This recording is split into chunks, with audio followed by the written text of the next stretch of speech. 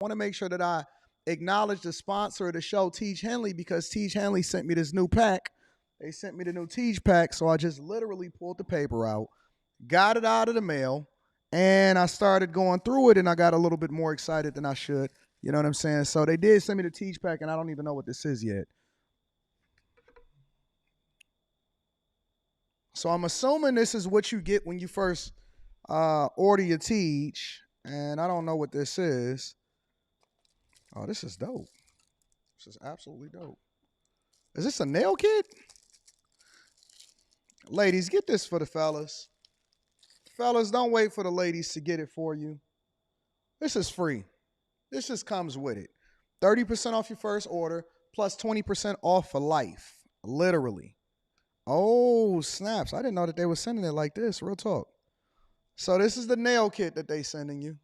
All right. So now you ain't looking like a dusty. This is a free gift straight from Tiege for the people that ordered the Tiege. They got the small one for the little hands like mine's. They got the big joints for your toenails. And then they got the joints at the bottom too. You know what I'm saying? For y'all that's a little bit more crustier than usual. All right. So that's one of the free gifts that Tiege got inside of the pack. And then what is this? Says squeeze a quarter size amount of Tiege Hanley body wash on the center of the wet bristles. Lather, scrub, rinse, and repeat for the perfectly satisfying wash every time. So that's inside of there also, right? Ooh, I can get my rubber ducky on right here. You know what I'm saying?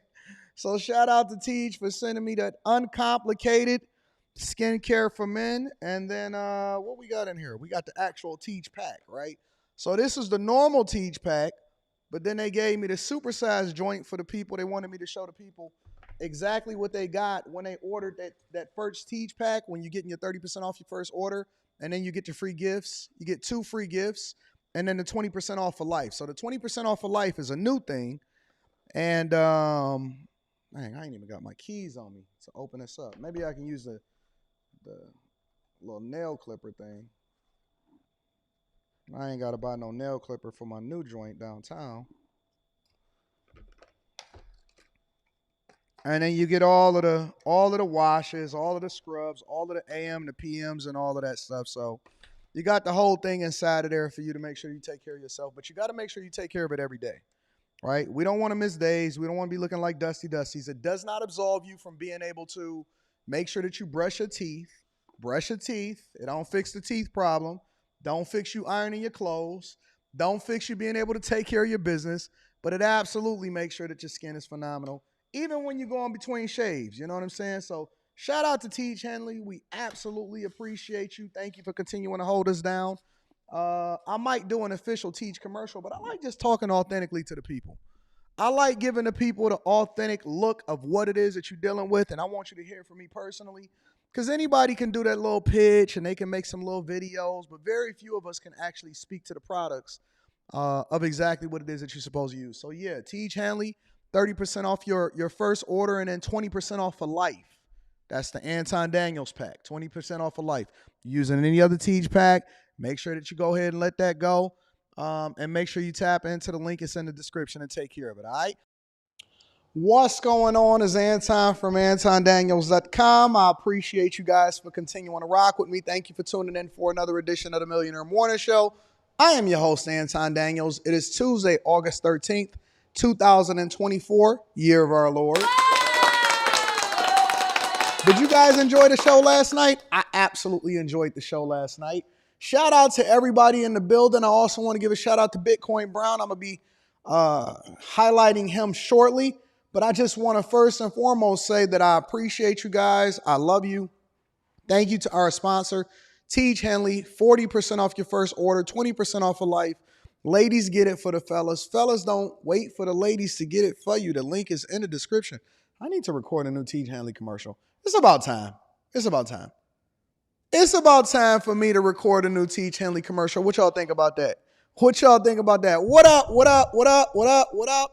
What up to all of my friends and family in the building? I see y'all. Thank y'all for continuing to rock out. Moderators, I love y'all. Y'all are the greatest ever. Please moderate with a long leash. We don't want to censor people. As long as they are not getting overly disrespectful, then we welcome you. We welcome people with differences of opinion. People last night, they found out the hard way, didn't they? What up, Slimmy? Vanessa said it was a great debate last night. I agree. Thank you, Mark Out Movie Podcast. Thank you to everybody in the chat. Yo, what up, Sabrina? Talking about it's past time for a new commercial. Come on, Sabrina, don't do me like that. Listen, I love y'all. I appreciate y'all. I would like to invite you to join the Patreon if you are looking to rock out with a group of people that's going in your direction. It is awesome. It's absolutely awesome. Ask any of the bag chasers inside of the chat. We do meetups, mastermind sessions, stock club, videos. Link to the Discord is in the description of any of the most recent videos inside of the Patreon. We rock out, we get to work, we run up the bag, and we don't wait for nobody to continue to hold us down or give us anything. We make sure that we do it for ourselves. So if you're looking to rock out with a group of people that's going in the direction that you're going in, make sure you tap into the Patreon. Link is in the description as well as pinned to the top of the chat. All right, so y'all ready to get started with the show today? I got a phenomenal show lined up for y'all today. If you missed last night, I see somebody in the chat saying that they got to go back and watch it. If you missed last night, don't worry about it. We're going to get there. Let me give an acknowledgement to my dude, ESDC. Shout out to Easy Money in the building. I also want to give a shout out to my guy, Mike, that dude on Cash App. Thank you, Mike, that dude on Cash App. I appreciate you for rocking out with me. I also want to give a shout out to my earliest super chatter, Brittany. Shout out to Brittany, says, I just love this space. Brittany, thank you for continuing to rock out with us. Thank you for holding me down. Thank you for being a bag chaser, and thank you for showing up at the meetups. You are absolutely awesome. Thank you, Brittany B. I love you and I appreciate you, and I'm going to be reading super chats throughout the show. How about we go ahead and get started? Let's get it rocking, y'all. Quick hits. Quick hits is a segment of the show that we don't necessarily think that we need to highlight every single thing that's happening in the streets in its own individual segment. What up, Molly? I'm going to talk about you shortly, Molly, in its own individual segment, but we definitely want to keep y'all up to date on what's going on in these streets, man. Thank you for the super chat. I'm going to be reading that shortly. Without further ado, first things first, a woman was injured in San Francisco by a San Francisco cop after being arrested for jaywalking. Check it out. Our crime reporter Henry Lee is here now after talking with the woman and her attorneys who say state law and the department's own policies bar officers from using jaywalking as a pretext for stopping people. Henry. Well, Mike and Heather, they tell me jaywalking isn't a crime unless safety is an issue. In this case, the woman says it was her safety that was threatened by the police. Like, what did I do wrong? I'm literally just walking across the street. Christiana Porter, accused of jaywalking in front of the San Francisco police car at 2nd and Geary in the Richmond district on July 29th. Porter, wearing headphones, continues walking, not realizing the officer's now trying to stop her. The officer drives on the wrong side of Geary. He gets out of his car. Porter moves away from the officer, who then pushes her against the wall. On this cell phone video, you can hear Porter screaming, "I'm not resisting." I'm not resisting. Stop, you are. Stop resisting. Honestly, as a black woman just trying to stay alive, I thought about my 5 kids and just trying to make it home to my kids. More police cars, their sirens blaring, arrive on scene. Officers run to help. I just don't trust them no more. I just seriously don't trust them. I feel like they abuse and use their power and authority to, brutalize and just torment and harass civilians. Officer Josh McFall, seen here, later tells a witness Porter refused to stop or give him her ID and wouldn't keep her hands out of her pockets or purse. So I didn't want it to go this way, but when people put me in that position, I don't have a choice. Porter, a single mother of 5, says she's a domestic violence survivor and that the police too left her traumatized and injured with a concussion, a separated shoulder, and nerve damage. So I'm not a threat. I'm just trying to get my life back. And that was it. When I told him I'm a survivor, he was just saying, I don't care. This doesn't matter right now. Her attorneys say police department regulations bar officers from ticketing people for jaywalking unless there's an immediate danger of a crash. There are more serious crimes that should be addressed by the San Francisco Police Department, especially since they claim they're understaffed. With regards to Officer McFall, it's a contempt of cop. He was angry about something. Assemblymember Phil That's 100% facts. I agree with it. I think that he was angry about something. And I think that what happens in people's personal lives often at times spill over into the workplace. And now they got a lawsuit on their hands. And so I absolutely agree with the fact that they need to be putting this level of effort, especially being understaffed over there in San Francisco, into these street races and all of these burglars and stuff like that. Man, listen, bro, that woman wasn't bothering nobody. Let's just be real. I mean, let's keep it 100. Let's keep it 100. I don't think that this is a race issue. That's the one part that I hate about this conversation, is that it always comes back down to race. Oh my God, he was a white cop, I was a black woman. I don't like that part of the conversation, but I absolutely think that he was overly aggressive. Come on, jaywalking? Jaywalking? Seriously? She got her headphones on. You can see that. I don't know why he chose her in particular and why he was like, yo, I'm going to get the woman with the headphones and all of that, but it's stupid. It's absolutely dumb. And then it becomes something more than it is, because you know the people can't wait to say, oh, I can't trust the police or whatever. And so now you let something that was going on in your personal life start to affect how it was that you was over there doing your job. And so now you got to be held accountable for it, because you're going to be costing the city and the insurance company and the police department its reputation and a lawsuit. And you know they're going to get a settlement. They're going to get a payout. It's so dumb. It's so stupid. So anyways, that's what's going on over in San Francisco. Yesterday, I almost live streamed it, but then when it started crashing out, I said, you know what? I ain't got time for it. I was watching Anthony Brian Logan's live stream of what he was doing as far as Elon Musk and Donald Trump, but it did crash the site yesterday. Check it out. Happening right now, former President Trump, of course, is the GOP nominee, is slated for an unscripted, no-limits interview with Elon Musk on X. It was supposed to start at 5 p.m. our time. This is what it looks like right now. Essentially, it appears as if they've crashed this Twitter Spaces. This was all supposed to be happening now. If you remember, Ron DeSantis, the governor of Florida, was supposed to launch his campaign on X with a similar event with Elon Musk, and that did not work for a while. They had major technical problems during it. So this is a live look at the website. Some over 11 million people are trying to watch this thing live in real time, and right now none of them are able to see it. So we'll see what happens. I think they're now saying listen live, so I don't know if there's an audio version of this, but it's interesting to see. So I guess the audio is starting to work, not the video. But bit by bit, perhaps. Yeah, as they get ready for this.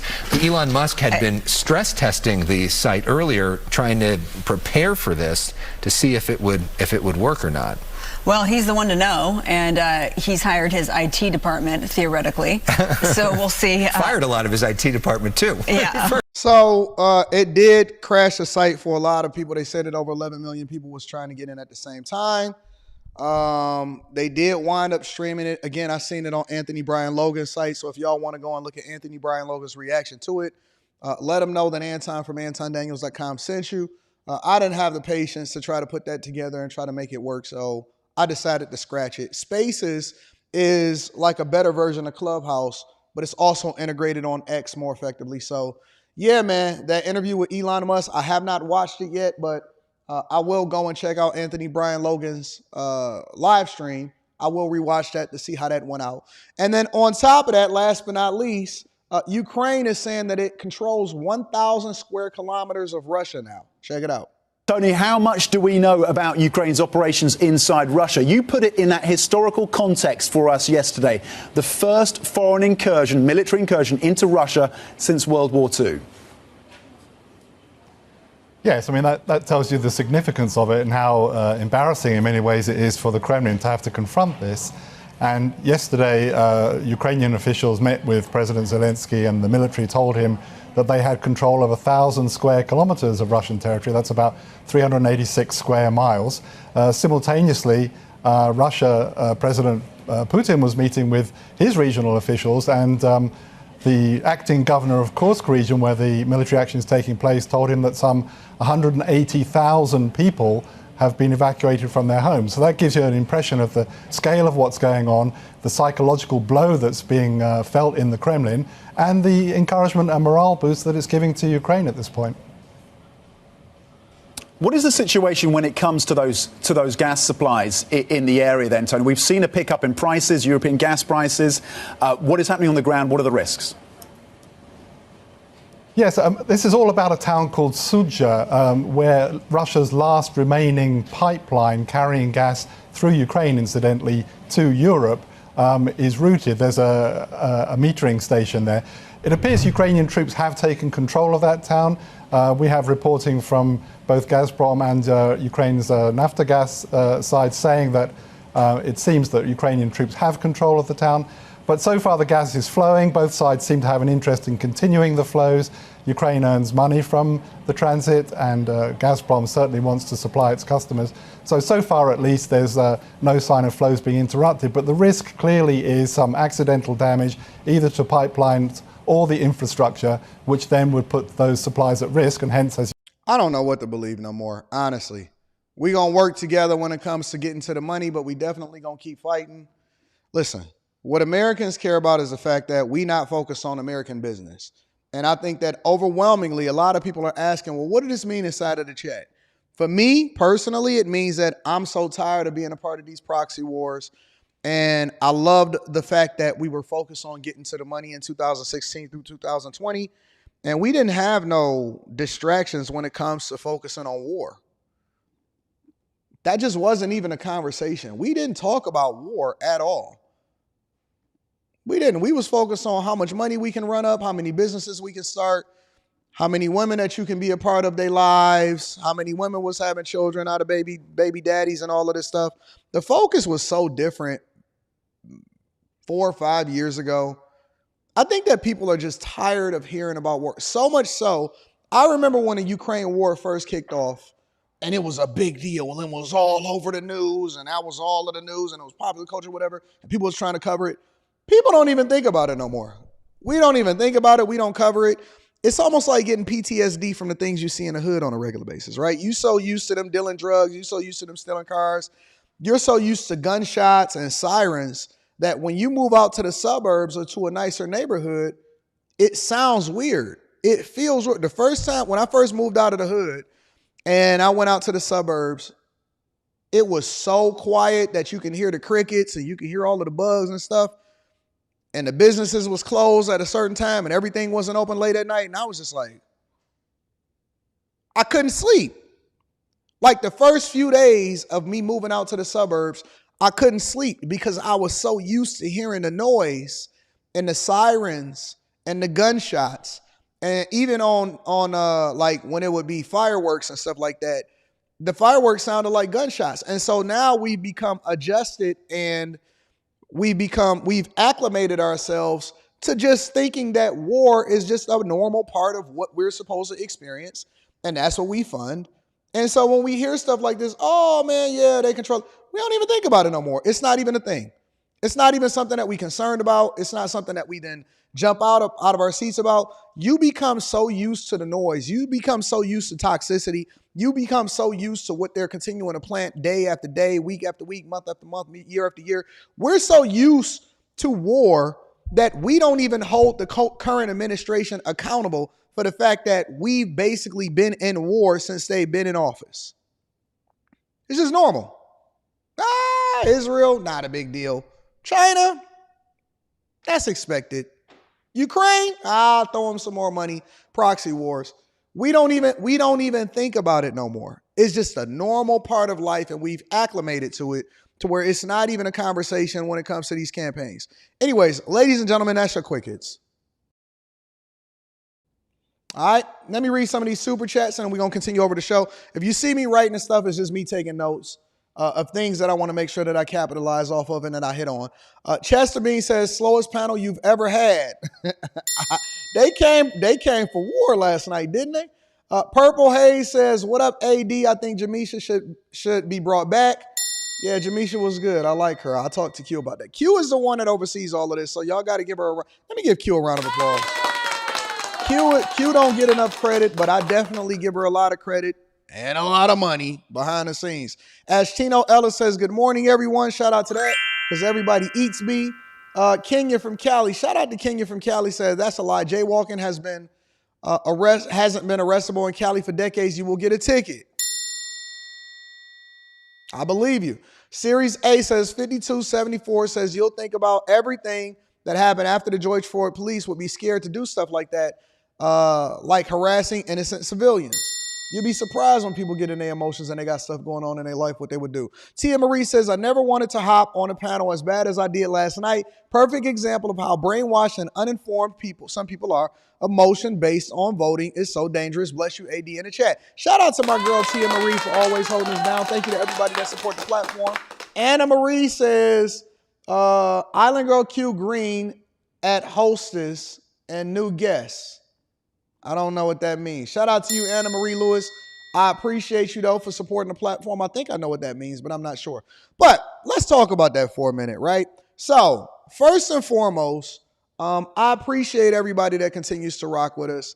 And I thank you guys for always holding us down and taking this journey with me. Some of you are new. Some of you not so much. Some of you have been with me since the beginning of us launching this channel. And some of you have been with me since my first really viral video over in the Silver Dome video, which I was the last person to explore the Silver Dome. And, you know, y'all been rocking with me for a long time. But I don't care when you found me. You can't control when you found me. I'm just glad that you're here, and I appreciate you. My dog Slimmy, I see Slimmy in the chat. Slimmy holding us down. I see you, Anna Marie. You said great hostess. Oh, okay, I see you. I appreciate that. Yeah, Q is a great hostess. She's evolved. She's really, really moldable. And when I give her some advice and I say, hey, let's do this, or let's pivot and go in this direction, or let's, you know, implement this, she is like, okay, what we doing? Like, Q is one of the best people ever, right? And last night, let me give some credit again. I love Q. She hosted a great panel last night, brought some people up. I never know who's coming before they come. I just show up and she said, Anton, I got something for you tonight.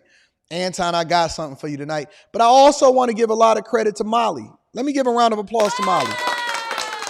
Molly was absolutely awesome last night.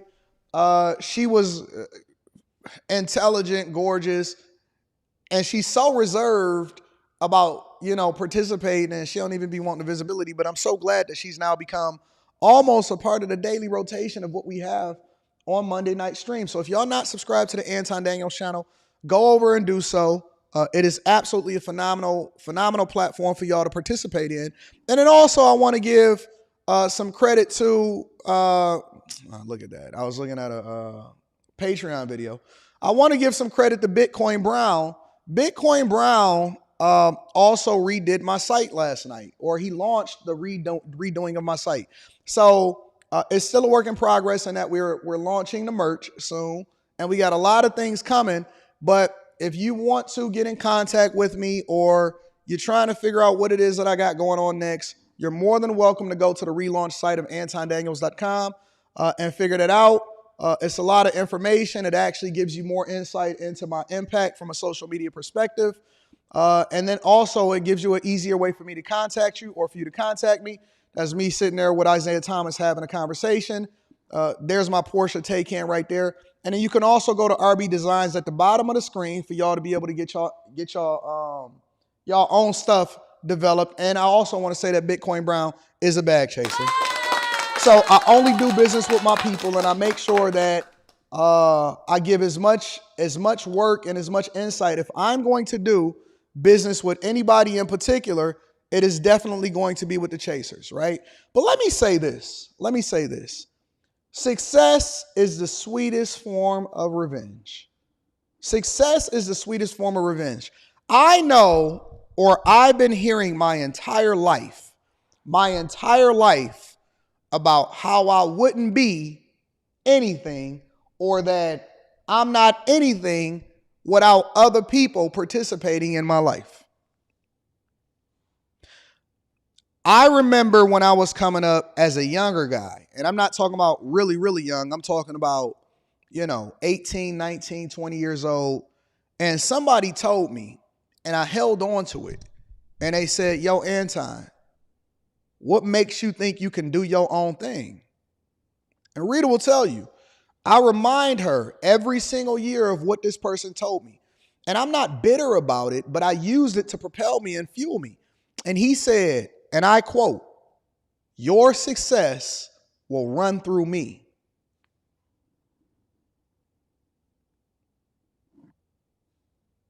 Your success has to come through me. You will not be successful unless you go through me. I don't want to give you the full context because you're not going to fully understand it. And it was somebody that was close to me. And it wasn't nobody like a father or anything like that, but it was somebody that was close to me. And he was supposed to be a mentor. And at that point, I made up in my mind that not only was I going to be more successful than him, but I was going to beat him at everything that he ever did in life. And so that became my focus. I had tunnel vision and I put away all childish things. That night, I no longer played video games. That night, I stopped watching TV. I literally removed the TV from my office. That night, and again, you got to remember, I was working in a steel mill, but I had my other businesses and stuff like that. That night, I became laser focused on what I wanted to do and how I was going to play out my life. Because nobody was going to sit there and tell me that they was going to beat me or that my success was going to come through them. And every single year throughout my entire life, before we get into this show, I want to emphasize something to you because somebody said something to me last night and it triggered me. And I'm going to be absolutely honest with y'all because I like to live my life like an open book. It triggered me. And some of y'all were watching and he said, they not here for you, they here for us. And I laughed because it gave me a flashback to all of the different things that I harbor. And I write down who said what about what I'm going to be or what I'm not going to be, or the fact that they may be bigger than me or they more successful than me, or what it is that they built or that I was a part of that I know that I'm the star. And I laughed at him. I said, what you think they're here for you, big dog? And he didn't know. He didn't know. But I leveraged that type of insight and information. And it's not even because of them. It's because of me. I leverage that. I harness it. And I've tried my best in my life to actually move forward from not being negatively motivated to be more positively motivated, but I can't help myself. I tried. I've been conditioned to be this way, and I'm not probably ever going to change. And so when I seen content creators, for example, that I did interviews with in the past, and I watched some of the things that they said on their own, and they said, yeah, it looks like I'm the one that's continuing to go up and ain't nothing without me. Even though I had been paying them for interviews, I laughed at that. And then when I looked at my stats this morning on one channel, when I did over 10 million views over the last 28 days, that motivates me. I don't look at them as a bad person as a result of it, but it motivates me. It absolutely motivates me. I was on a network that I hand built. A couple years ago, I hand built.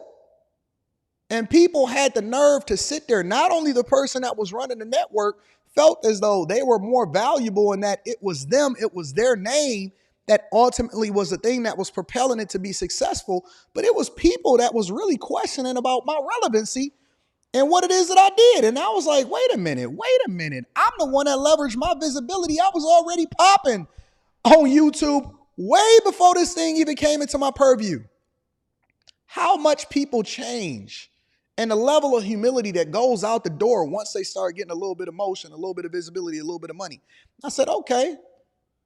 I was looking at Dame Dash, and now he got to sell his part of Rockefeller, and it harkened back to a lyric that Jay-Z said, and he said, "Say they made Hove, make another Hove." And so people ask me a lot of times, Anton, why are you so relentless? Anton, why do you keep beating on these people? Anton, why do you always highlight what it is that the numbers, that's comparison and all of that? Because I'm in competition with everything and everybody. And that also propels me to not take deals that would say that somebody is now a part of my success, because me being 100% independent means that nobody can take my shine. Nobody can take my credit. I built this. I did this with the help of God, obviously.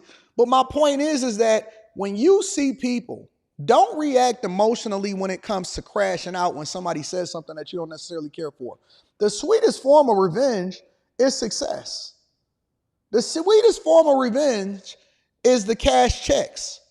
When I see, and I know what the numbers was when I was there, when I see the fact that people probably got to go back and get a regular job, they got to go back and get a regular job. When I enabled them to be able to quit their job when I was a part of what it is that they was doing in the first place, it's like joy. It's sweet joy to my spirit. Sweet joy to my spirit. Because when it comes to this competitive thing, I want to break you. I want to beat you. I want to be the best version of myself. And so I'm going to focus 100% of my energy on me instead of on them. Last night, what we had? 4,000 inside of the chat. On a Monday night, on a panel on a Monday night, we had 4,000 inside of the chat. Last night, crazy. Running it up. I told Q, I said, we're going to put pressure on everybody. They sat there and told me, they said, oh, it's just because this person and this girl left. Okay, well, where they at though? Where they at though? It's because this person's left and that person's left. And it was because, nah, we was doing 2,000, 3,000 plus when it was just us, when it was just me. Now look at them. Now look at everybody that turned against me. Look at everybody that said that they was going to be me. Look at everybody that said that what I wasn't going to be. I leveraged that. And I'm telling you this, not to necessarily talk about myself, but to use myself as an example, and that the sweetest form of revenge is success. Do not in any way, shape, or form let these people throw you off of your square. But understand that if you that dude and you that woman, you that. Relentless. People wanted to take vacation, take days off. I said, no, I don't take days off. I never miss. It's a lot of talking, but when we get done with all of the talking and the playing games and going back and forth, the only thing that matters is the numbers. The only thing that matters is the numbers. Some of these people can't get 100 people in their chat to save their life. They can't do no show by themselves. They barely know how to speak.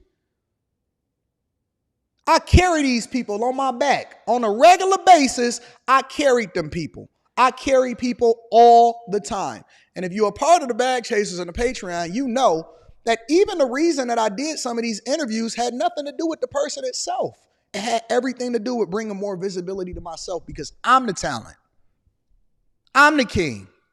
And you got to have that mentality. Listen, for the men that's listening to this right now, don't let nobody sit here and tell you that you got to humble yourself before men. I humble myself before God. That's where I take my direction from.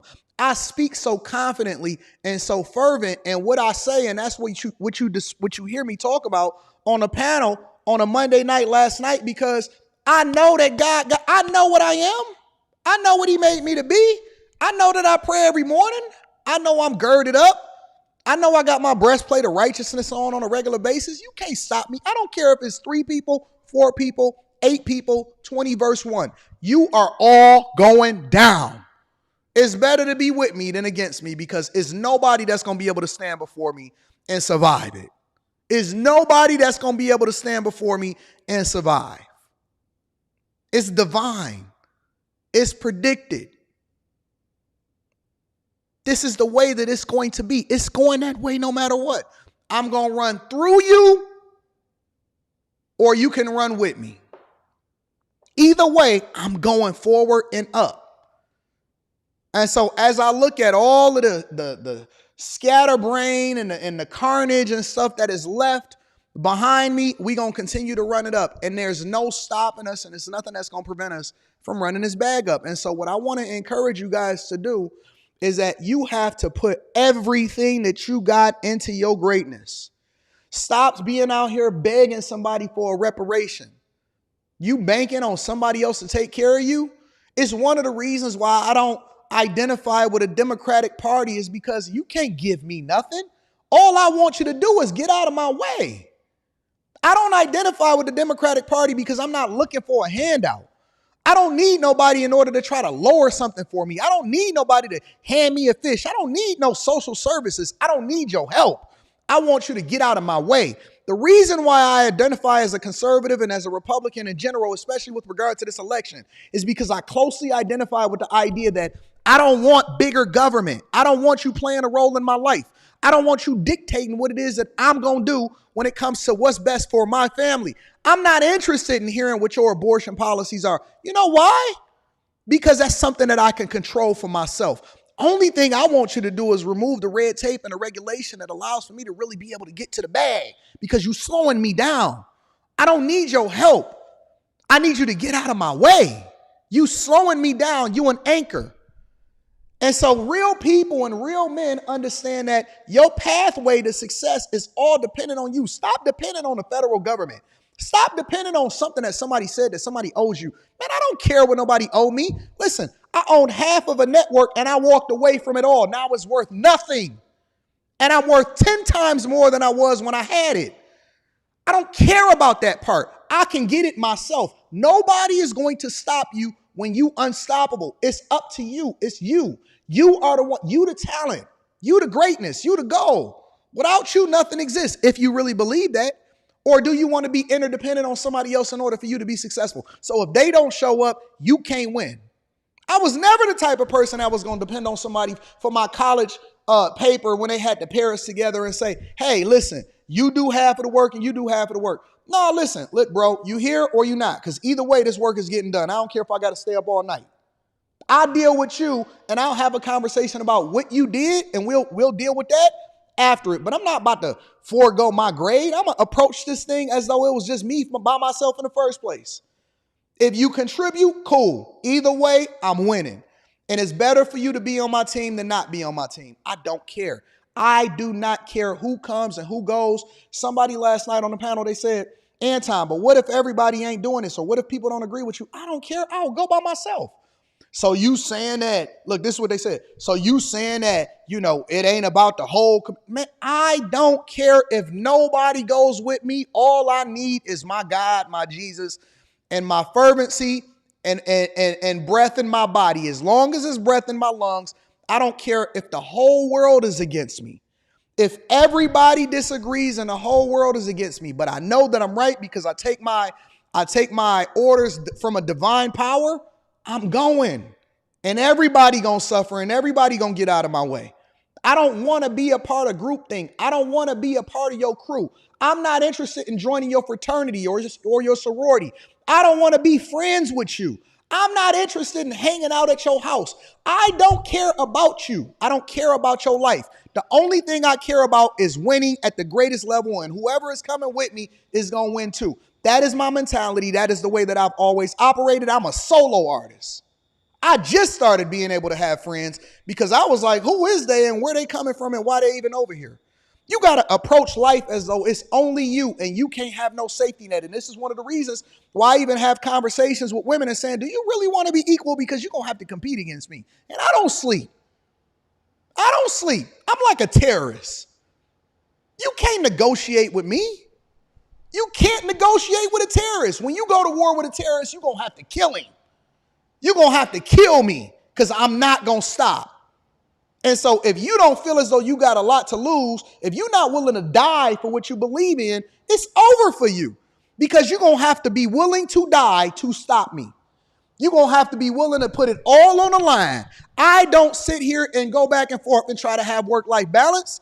I'm not going back and forth out there in order to make sure that everybody is taken care of. That's what I got a wife for. I'm going to kill. I'm taking everything. I want everything. I want it all. I'm greedy. Yes, I am. I want all of the money, all of the glory, and then we're going to figure out how to spread it out afterwards.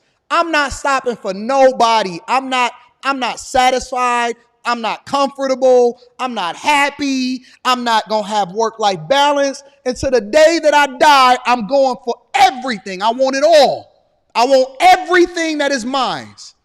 I want everything that my father should have had. I want everything that my grandfather should have had.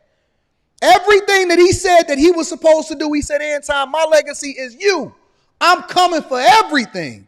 There ain't nothing that nobody gonna do that's gonna stop me either. You're gonna have to kill me. You're gonna have to take me out. And even then, I'm gonna be greater in my death than I am in my life. I'm not afraid to die. I'm not afraid to lose. I done lost already. I come from Detroit, Michigan. I was born on 20214 Greenlawn. You can't tell me what it is. How you gonna threaten me when I come from nothing, when I come from the hood, when I seen crackheads? It was a crack house directly across the street, 2 doors down from my crib. You think I'm scared of losing? You think I'm scared of going broke? Money? It's my dog, Brian. Shout out to Brian McKnight. He said he wanted to hit me up. What up, B? I'm on a live stream. What's the word? Oh, man, I didn't know you. You're so busy. You're probably on live stream all the time. I just wanted to thank you for the shout-outs this week, man. It's crazy. No, man, I love you, bro. I'm going to call you right after I get off the live stream. All right. Call me back. All right, bet. Bye. Shout out to Brian. I was about to go Super Saiyan. I didn't know that Brian McKnight was about to hit me up right in that moment. Shout out to you, B. You saved these people because I was about to go Super Saiyan. Shout out to Brian, my guy. Shout out to all of the different people that be hitting me up, that be tapping in, man. I love these people. Brian is a good guy in real life. And so when I see people like Ricky Smiley saying stuff to him and getting back and forth when they don't really know the situation, when I speak on certain things, I know what's really happening. When I speak on certain things, I know what's really happening. They gossiping. Ricky Smiley is a gossip girl. He don't really know what's happening. Anyways, man, let me get back into the show, man. Let me get back into the show. I'm sorry. It be going left. It be going left. I'm sorry. Shout out to my dog Brian. You saved him. You saved him. You saved him. Anyways, let's continue on with the show. How about we read super chats? Y'all want to read super chats or y'all want to go into super chats right after this next segment? Let me see what y'all talking about.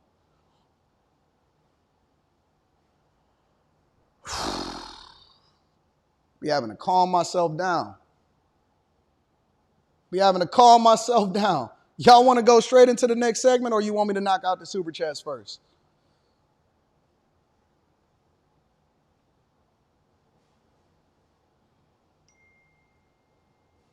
Shout out to B. Shout out to my other celebrity friends that's hitting me up right now.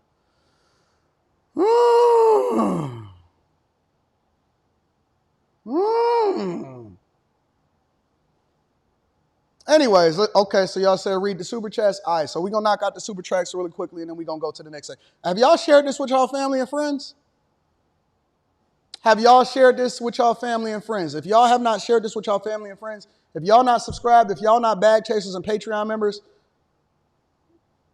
that's crazy if you have not subscribed and you have not shared this with at least 2 or 3 people. Let me read the super chats and we're going to go to the next part of the show. P. Shank, shout out to P. Shank in the building. I appreciate you. Says, good morning, Mr. Anton, Pastor Daniel. Pastor Daniels. Great show last night. I loved it. Shout out to Talbot. Y'all need to go and watch that show last night. Brittany B says, Anton using the word triggered. No way. Yeah, I'm a modern woman, I guess. DJ A says, motivation for me is telling them what I could not be. Oh, well. Jay-Z, Pharrell, one of my favorite workout and inspiring tracks. Shout out to you. Let me give a shout out to my rich friends. Shout out to Mr. Lot. Said, man, if this don't fire y'all up,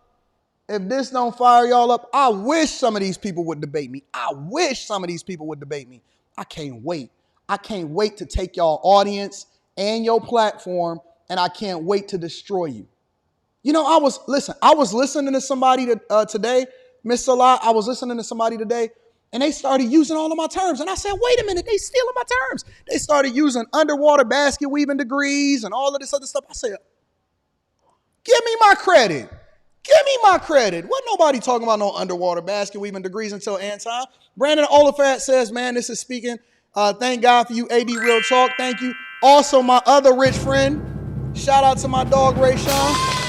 You will know them by their fruits. It's only up from here. Shout out to Ray Sean. I appreciate you, big dog. Thank you for holding me down. Speeds the B says, I like what I'm hearing. Keep up the good work, brother. And yes, Trump 2024. 100% me says, expecting handouts will hold you back. We're supposed to work. It's biblical. Talk to them. This is what men do. Tia Maria's in the building, says, speak. Always inspired. A little arrogant sometimes is healthy. One of my favorite Ye lyrics is, I could let these dream killers kill myself. I could let these dream killers kill my self-esteem or use my arrogance to steam power my dreams. Talk to them. Saquon is in the building. Shout out to you. Says, I respect your passion, but are you humble? To who? To you? To the world? No. I'm only humble to God. That's it. Only to God. Also rock with Brian, one of my favorites. I sang one of his songs at my wedding. Random, I know. Yeah, it was random. Good morning, AD. I grew up in the same environment. You almost grew blonde hair. Shout out to my Super Saiyans out here in the building. Daquan Brandon says, I used to stay a couple blocks down from the Steel, on Steel. And oh, you stayed on Steel. So you know where I'm talking about. Executive Suite Emily says, now I can really get going after an AD rant. My 44, make sure your kids don't grow. You up, can't be us, can't see us.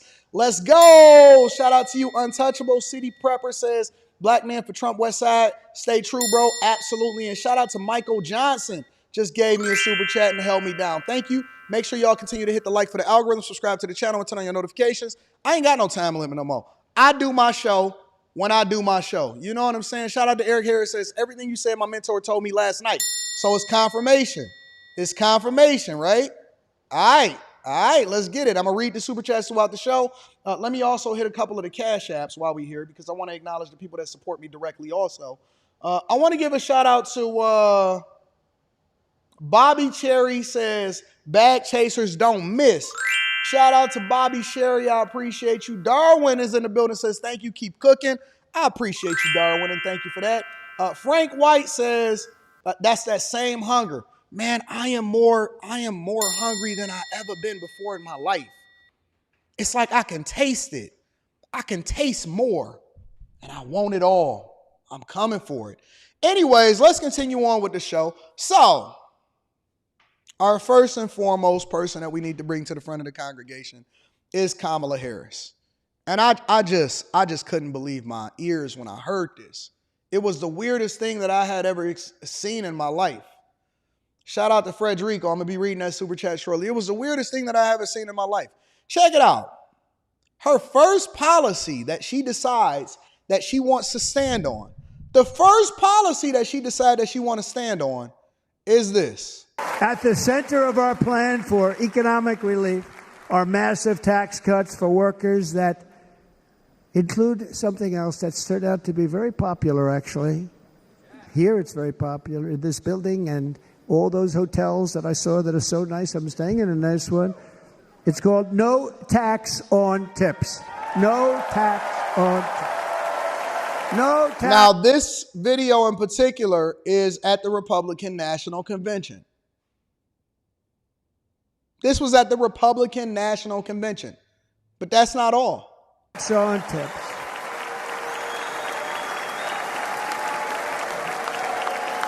Didn't get much fanfare back then, did it? Nobody talked about it. I got that. Didn't get much fanfare back then. Nobody talked about it. Nobody mentioned it. Americans don't even like to tip no more. That's a fact. I did whole live streams where I was breaking down tipping culture and people was like, oh my God, we want to be more like Jamaicans. We want to be more like Nigerians. They don't tip in other cultures. I said, well, this ain't other cultures. This is America, baby. This is America, baby. That's why they started putting an automatic 18% gratuity inside of your bill because you cheap. You cheap. Well, they should pay them a living wage. Okay, well, we're going to pass the cost over to the consumers, and you still going to pay it either way. You're still going to pay it either way. Americans don't even like to tip. Trump literally went against the grain and said, listen, we're going to look out for workers. We're going to reduce taxes. We're going to make sure we look out for those that's most vulnerable amongst us, and we're going to do a no tax on tips. It was not popular at the time. People was not really trying to rock out with it. It got no fanfare, no visibility. The media didn't cover it at all. By having dinner recently in Nevada where we're leading by about 14 points. Hello. I'll see you there very soon, everybody. And we're having dinner at a beautiful restaurant in the Trump building on the Strip. And it's a great building, and the waitress comes over. How's everything going? A really nice person. How's everything? Oh, sir, it's so tough. The government's after me all the time on tips. I said, well, they give you cash. Would they be able to find him? She said, actually, and I didn't know this, she said, very little cash is given. It's all put right on the check. And they come in and they take so much of our money, it's just ridiculous, and they don't believe anything we say. And they've just hired, as you know, 80. And do y'all also know that they also share tips with the bussers in the kitchen? So a lot of times when you see these waitresses and waiters or servers or whatever it is that you want to call them, they're sharing what you tip or what people are supposed to be tipping them with other people in the restaurant, and often at times it's much lower than minimum wage, especially if you go to a breakfast spot, right? So as a result, he's saying, listen, I was having a conversation with a woman and I was inspired by this conversation because she was saying that most people don't tip. And if they do tip, they tip electronically because they're trying to eliminate cash, which then requires for them to have to pay taxes on it. And so Trump said, I don't like that. I don't like that. We should not even we should not be requiring these workers to pay taxes on tips. And so right on the spot, and he did it on multiple different campaign stops and rallies, and then he emphasized it even more here at the Republican National Convention. Whether you agree with it or not, it was something that he leaned into when he said no taxes on tips for the most vulnerable amongst us. Okay, cool. 8,000 agents to go after him even more. And I said, this shows the level of my, most people go out, they hire consultants, they pay millions of dollars. But I said to her, let me just ask you a question. Would you be happy if you had no tax on tips? She said, what a great idea. I got my information from a very smart waitress. That's better than spending millions of dollars. And it is my promise to everyone here, when I am president, we will continue our fight for working families of America.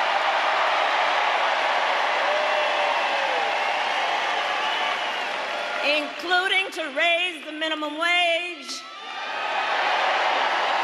and eliminate taxes on tips for service and hospitality workers. I said, no way. She was in Las Vegas on a campaign stop, and her first policy point that she wanted to promote to the people,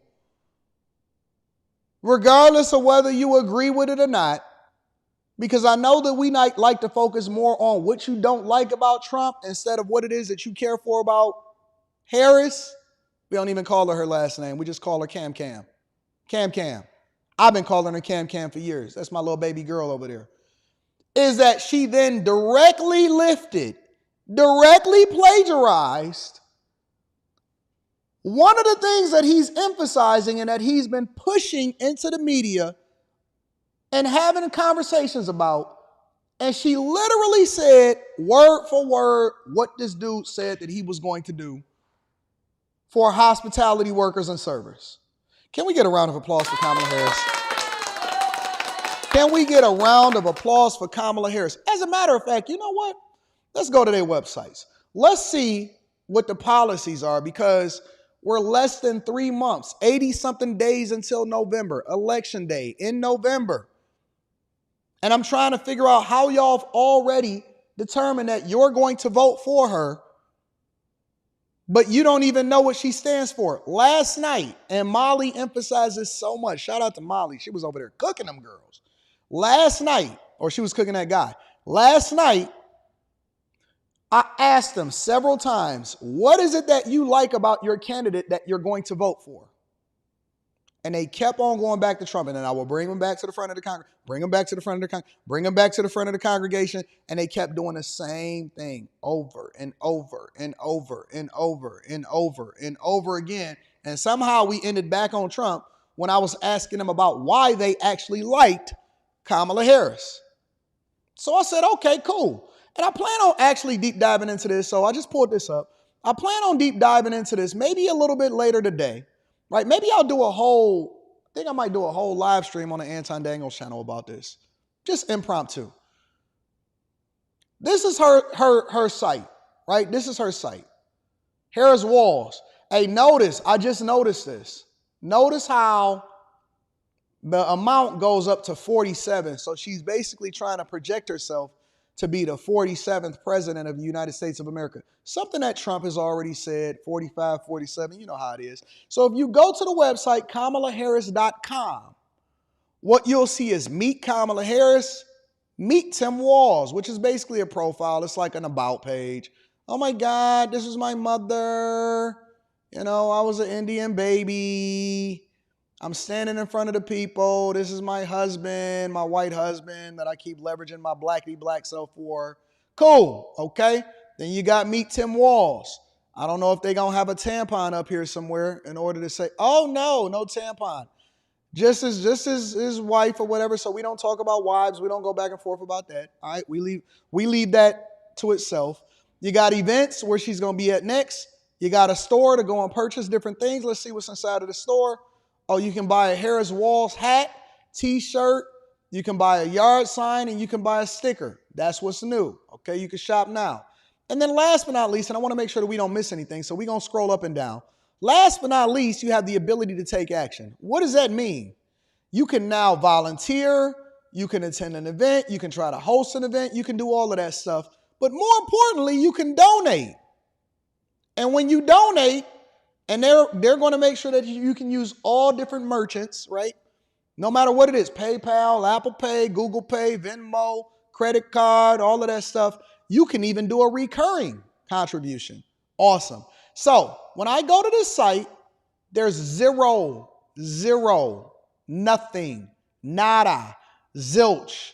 No, you can get website accessibility statements, terms and conditions, privacy rights, work with us, FAQs, donate by mail. You can even send your check in by mail. But there is nothing, zero, zilch, nada of a policy in sight. Meanwhile, comparatively, if I go to Donald Trump's platform, which it obviously has nothing with regard to Project 2025, but it talks about Agenda 47, and it's recently been updated with the 20 core promises, and you can also go and read the official 2024 Republican Party platform here. You can deep dive to get as much information as you want. The 20 core promises of what it is that he stands for and what he's trying to make sure that he does inside of the United States of America in general. And then he goes into a deeper dive and all of that. But let's just read the 20 core promises. Seal the border and stop the migrant invasion. Carry out the largest deportation operation in American history. Listen, you may not even agree with some of these things, but you at least can make your own informed decision as a result of going in and reading it. End inflation and make America affordable again. Make America the dominant energy producer in the world by far. Stop outsourcing and turning the United States into a manufacturing superpower.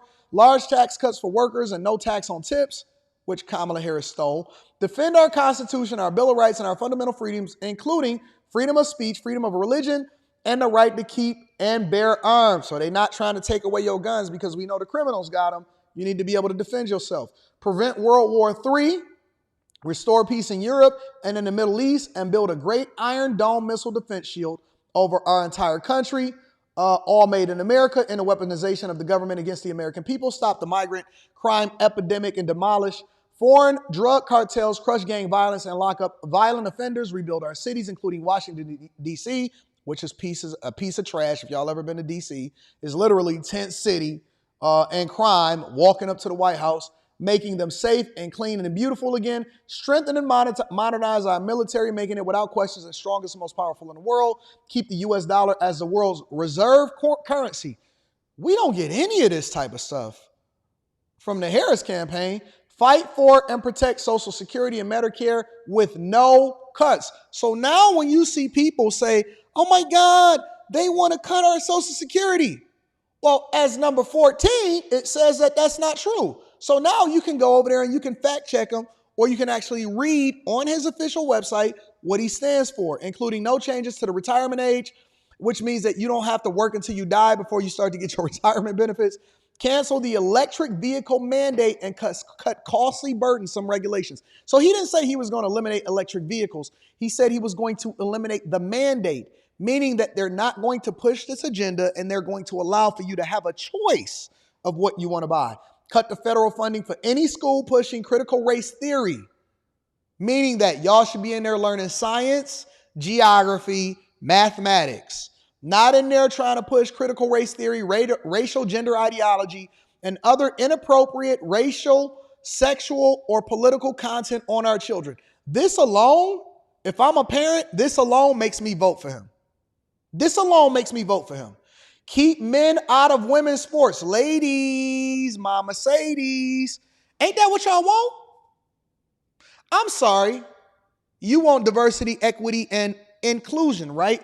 Deport pro-Hamas radicals and make our college campuses safe and patriotic again, meaning that y'all not going to be breaking the rules and tearing up people's stuff and disrupting classes. Secure our elections, including same-day voting, voter identification, paper ballots, and proof of citizenship, meaning that ain't no more finessing and you're not just going to have a bunch of people saying that, oh, man, I'm a voter, and you can just cast the ballot. No, that's not what we do in America. Unite our country by bringing it to new and record levels of success. So these are the 20 core promises, not policies, just promises.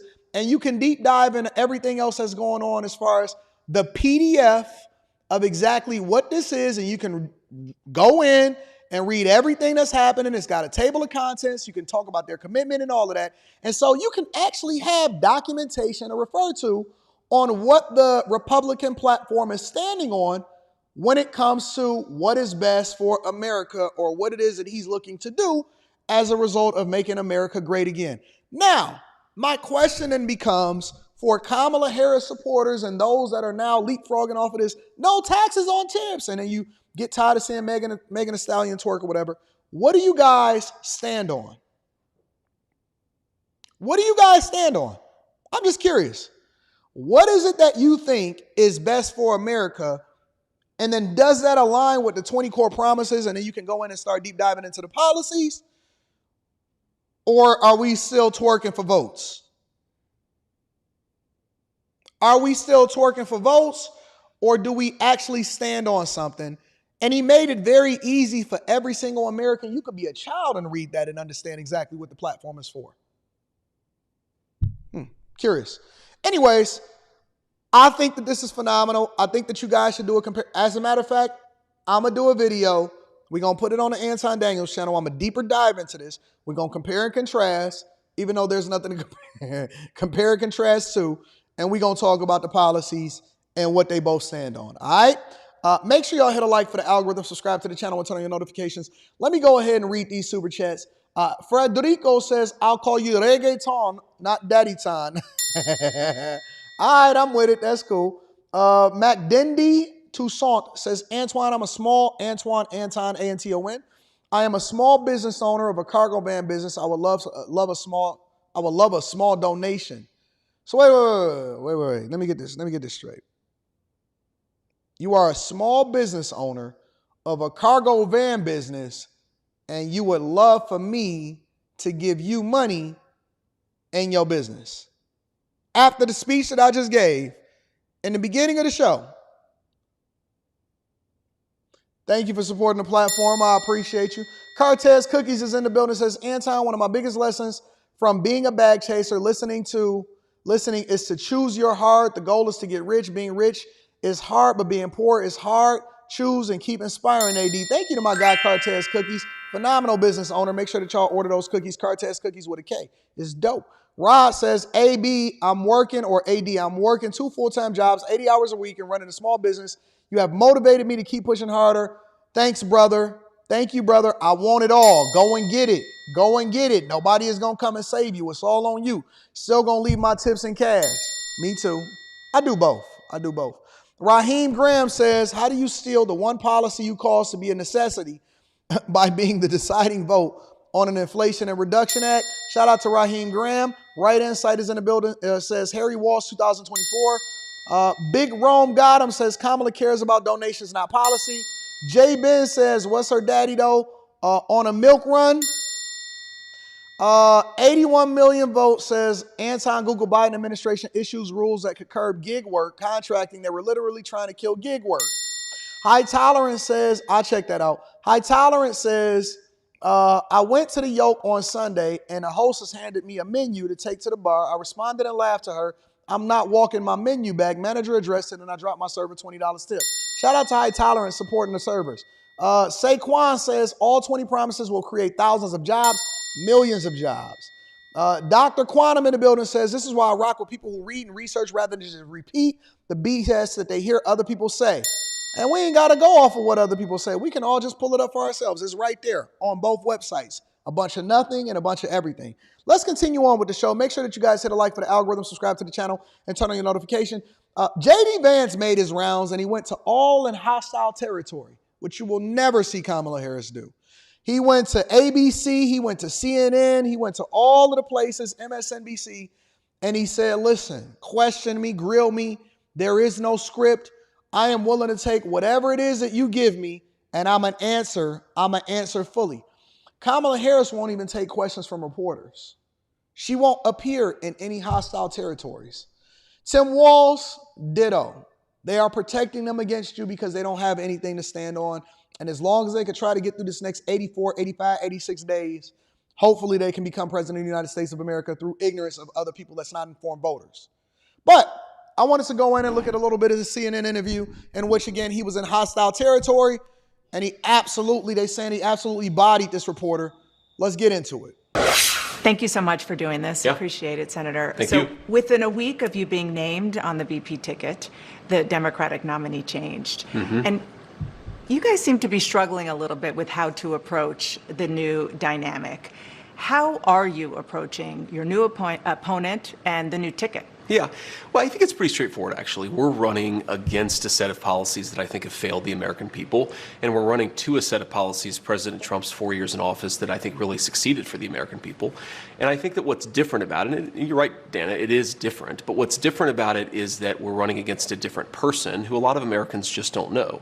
And so I think we have to remind people that President Trump delivered lower prices, lower inflation, a prosperous and peaceful world, and also a secure border. And Kamala Harris's policies have produced the exact opposite. Now, that was an easier case to make when Joe Biden was in there because people associate Joe Biden with the policies. But I think Kamala Harris clearly owns the policies of the Biden-Harris administration, especially when we consider the fact that, as we've all learned over the last few months, Joe Biden clearly isn't capable of doing the job. And so I think that drives home that Kamala Harris really has been the one calling the shots. I mean, how could she not? I think Joe Biden doesn't really know where he is. So he's very direct and he's precise and he's concise with his talking points, and he answered the question fully and directly. Ain't no gaslighting, ain't no fluff. He's sitting there right in front of her and he said, listen, we got to remind people that this is the person that y'all absolutely despise when it comes to what this economy has become, open border policies, and very much the policies of the Biden administration, which is exactly what Kamala Harris is championing and running on, that you guys don't like. And so I want to remind y'all of that. We had a peaceful world. Everybody was running up the bag and we was getting to it, and we didn't have some of these same issues. The only issue we had was the fact that y'all was preventing us from being able to close off the border completely by making sure that we enabled our borders and our national security with the tools and the equipment that they need and the border wall that they need in order to continue to protect us. And y'all vetoed every single part of it. And you also said that you wouldn't build another ounce of border wall when you became president of the United States of America, and you absolutely succeeded on that. He's very direct in his response to what it is that he's being asked, and he's in hostile territory. Kamala Harris has been calling the shots. As who? Well, I think she has to have been, right? Because if she's not calling the shots, Dana, then who is? And I do think it drives home something that's fundamentally dishonest about the way that Vice President Harris and also a lot of senior Democrats have approached this. If you remember, for months, even years, the argument was that Joe Biden was sharp, he could clearly do the job. Yep. And the minute that he performed poorly in that debate and he became political dead weight, you have Kamala Harris and everybody else trying to throw him overboard. But I think the more troubling question is, why did so many senior Democrats, including the vice president, cover for him? And if Joe Biden wasn't capable of doing the job, as even a lot of Democrats say now, was Kamala Harris in charge or was somebody else in charge? And that's a real issue. There's no evidence that Kamala Harris threw him overboard. But I want to move on to something that Governor Walz has called you and Donald Trump, and that is weird. Sure. And it is taken off. The New York Times reports that when Donald Trump was asked about it, he said, "Not me, they're talking about JD." Well, certainly they've levied that charge against me more than anybody else, but I think that it drives home how they're trying to distract from their own policy failures. I mean, look, this is fundamentally schoolyard bully stuff. They can accuse me of whatever they want to accuse me of. As Harry S. Truman once said, if you can't take the heat, stay out of the kitchen. And I'm doing this because I think that me being vice president will help improve people's lives. So I accept their attacks, but I think that it is a little bit of projection, Dana. If you think about just take a couple of days ago. Tim Walz gives this big speech. He's been announced as the VP nominee. And I remember when I had just been announced as the VP nominee, I gave my big speech and I saw my wife and I gave her a big hug and a kiss because I love my wife and I think that's what a normal person does. Tim Walz gave his wife a nice, firm Midwestern handshake and then tried to sort of awkwardly correct for it. So I think that what it is... I didn't see that. Did y'all see that? Are y'all aware of that? Did Tim Walz give his wife a handshake? Hold on. Now y'all got me researching. That can't be right. Oh, I can look it up right there on there.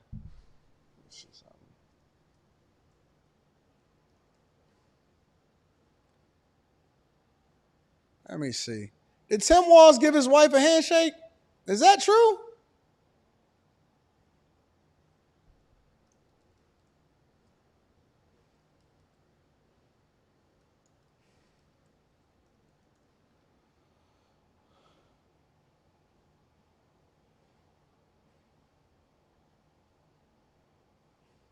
I got to pull this up now. Hold on.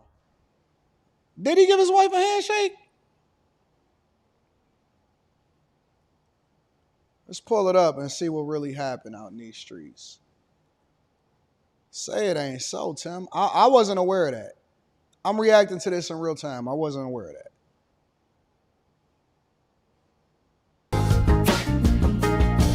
We got another clip for you.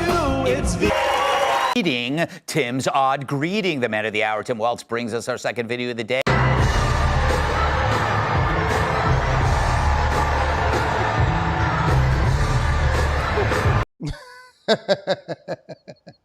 Come on, man. All right, we're not gonna make a big deal out of that. Let's get back to what it is that we were talking about. There's two people, Kamala Harris and Tim Walz, who aren't comfortable in their own skin because they aren't comfortable with their policy positions for the American people. And so they're name calling instead of actually telling the American people how they're going to make their lives better. I think that's weird, Dana, but look, they can call me whatever they want to. You're saying Tim Walz doesn't have affection for his wife? I don't even understand that. I said that he acted weird, which he did, on a national stage in front of his wife. I don't like how the media try to twist people's words up. He said what he said.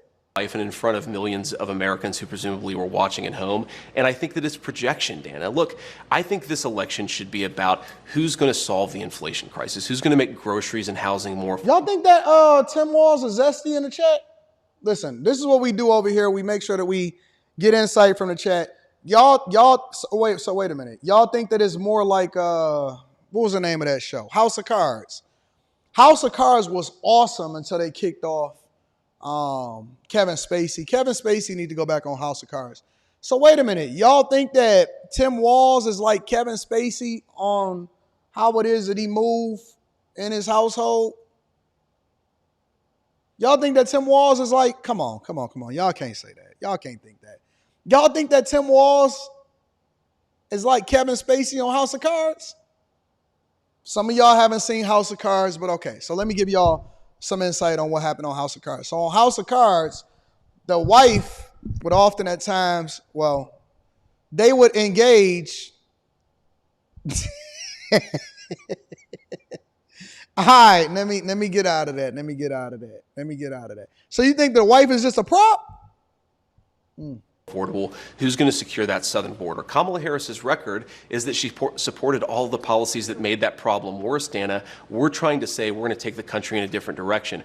I really think that it's important to point this out, Dana. Their entire campaign has not been about, here's our policy for how we're going to make your life better, or here's what's wrong with Donald Trump and J.D. Vance's policies. We're going to name call and hope that you don't notice that we don't have an agenda. That is the entire Democrat approach to this election. They have done both. They have both policies, and they are trying to define Dana, you as well. If you go to Kamala Harris's campaign page right now, they still don't have a policy. Well, let's talk about policy positions about what they're going to do. I think that's really insulting to Americans. You started out talking about the policies in this interview, but you have been on the campaign trail questioning Tim Walz's military record.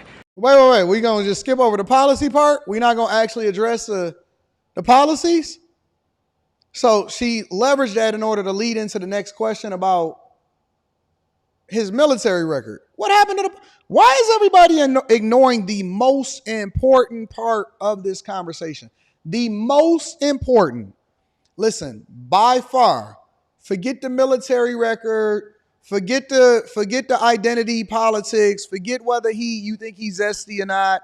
None of that matters to the point above what the policies are. The policy is the only thing that we should be leapfrogging off of. All of the other stuff is residual, right? You know what I'm saying? That's extra. The policy is the most important thing. That's the thing that we should be having a conversation about. You say it was shameful that Governor Walz retired from the military before his unit deployed to Iraq. I want to read you something that Joe Eustace, who is a veteran, he served with Governor Walz, said. He said that's a lie. He said he was as good a soldier as you'll find. I'm not trying to defend him. I hope people don't think that. What I'm trying to do is defend someone who served his country. I'm not voting for him. I'll campaign against him, but I don't think it's fair to characterize his service the way they have. Governor Walz served 24 years. He even stayed after he could have retired because of 9/11, more than the country asked of him. Do you honor his service? Well, of course, Dana, I honor his service, and I've never criticized what Tim Walz did when he was in the military. I criticized his retirement decision, and most importantly, Dana, I criticized his lying about his own record, okay? This is a guy who is captured on video saying, I carried a gun in war. He never went to war. This is a guy who's been captured on video. As other people say, he's an Afghanistan veteran. He's a veteran of a war, nodding along in agreement instead of saying, no, I did serve my country and I did it honorably, but I never went to a war zone. I'm not criticizing Tim Walz's service. I'm criticizing the fact that he lied about his service for political gain, Dana. Now, I served in the United States Marine Corps, and you know this. And look, there are a lot of things that I'm proud about. I've never lied about what I did or overstated it because it would be beneficial to me in an election. I think that's what Tim Walz did. That's what I was criticizing. And yes, I do think it's scandalous behavior. And I agree. And the reason that I agree is because I did a whole show where I was breaking it down, and most of the veterans and the people that was in the chat agreed also. And they said, listen, Anton, it's one thing to say you served, and it's another thing to overstate what you did, because that then becomes disrespectful to the people that's actually in the war zones.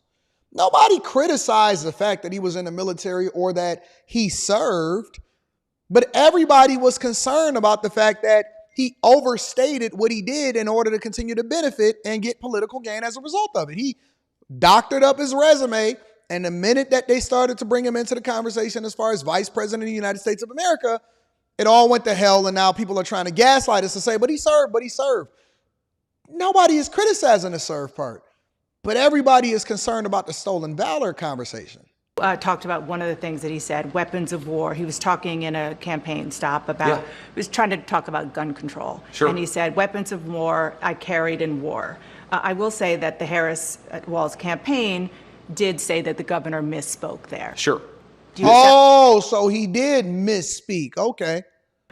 He misspoke. Another word is that he lied about it, and he didn't correct the record for 15 years until he was put under political pressure because I called it out, Dana. Whatever you want to call it, a misspeaking or a lie, I think Tim Walz should have to correct the record. Now, you pointed out a soldier who defended his service. There have been a number of soldiers who served with Tim Walz who have criticized him on the exact same grounds that I have, because it's not right to misstate or to embellish what you've done, and I think that's what he did. Cooking. And on the question of when he left the National Guard, he filed his election paperwork February 10th, 2005. That was a month before the National Guard even announced that it was possible that they would deploy to Iraq, and it ended up being 2 months. He retired 2 months before they actually got the paperwork. But on CNN last night, Dana, one of the people who was actually in charge of him said they knew they were going to deploy to Iraq in February of 2004, fall of 2004. So he knew he was going to Iraq. He decided to quit, to retire, whatever word you want to use, because he wanted to run for Congress.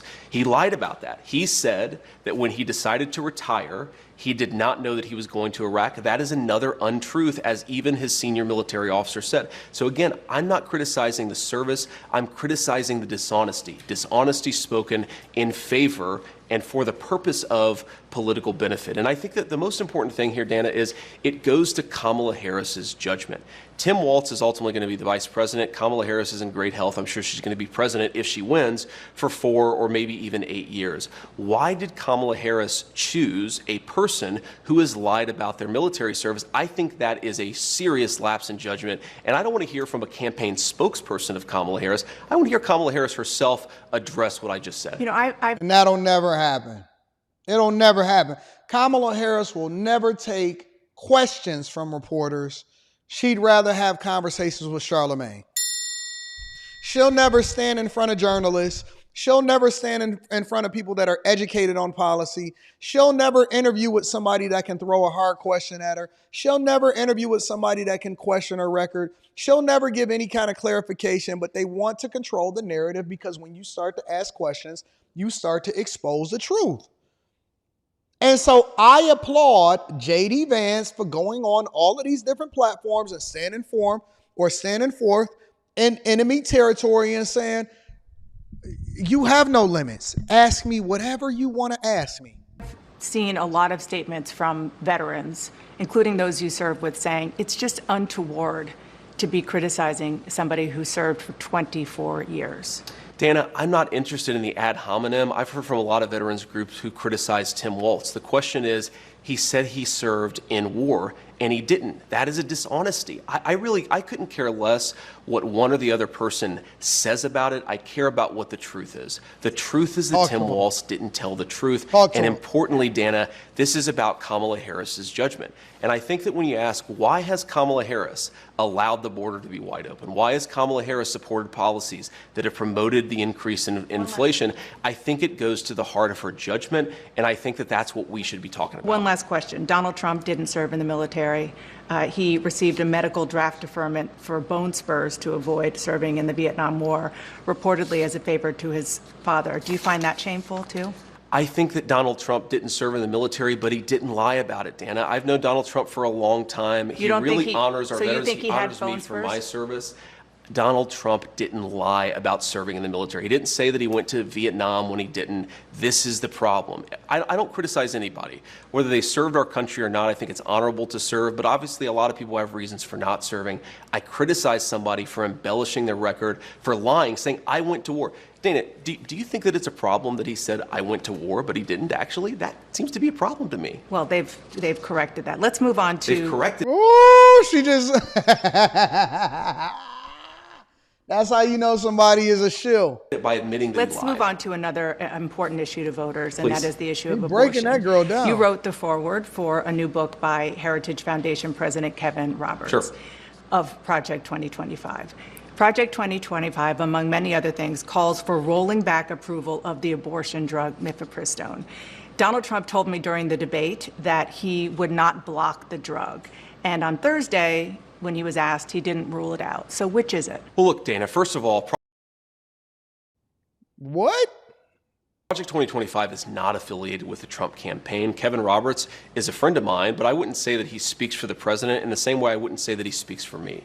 Now, what Donald Trump has said is that he respects the Supreme Court's opinion on the mifepristone ruling. But let me just stop you right there. Please. The Supreme Court, you're a lawyer, so you know this better than I. Sure. The Supreme Court, all they did was say that what came to them didn't have standing. So they let it stand. A real question, a substantive question, hasn't made it to the Supreme Court. So my question for you is whether or not a Trump-Vance administration would allow mifepristone to continue to be sent around the country. Well, President Trump won the nomination of the Republican Party. He said it to you, and he said it repeatedly, that his goal is not to block mifepristone, it's to let states make the decision on abortion policy.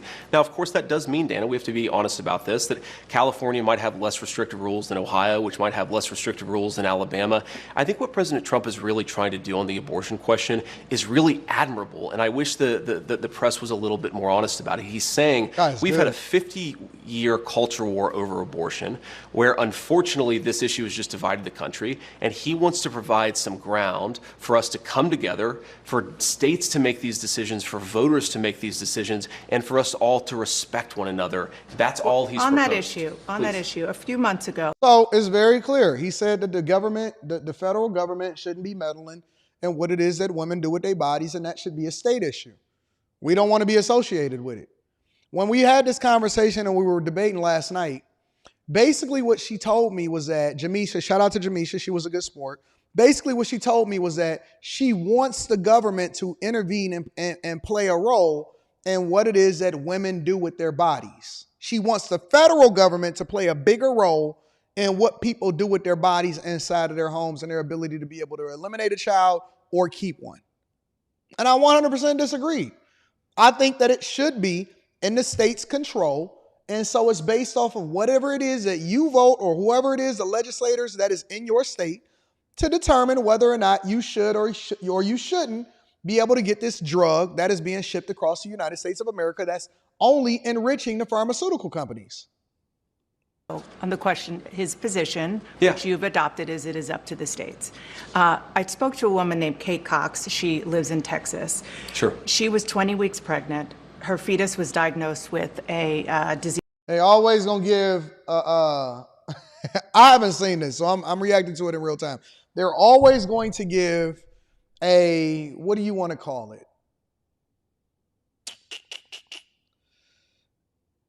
A anomaly type of situation in order to try to emphasize a point or to try to catch you up. I want to see what he's going to say about disease called, it was a deadly genetic condition called trisomy 18. She said that carrying the pregnancy, she was told this by her doctors, to term, if the fetus even survived, would hurt her chances for having more children, which she and her husband desperately wanted. Why is not allowing her to end that pregnancy helpful or supportive? Why are they trying to make this to seem like that's the stance that they're taking? What your beliefs are and what my beliefs are irrelevant when it comes to this abortion issue. The only thing that matters is whether or not the legislators in your state, which you choose, which is more important than what happens in the national election, is supporting or against it, and whether or not you want to align yourself with it.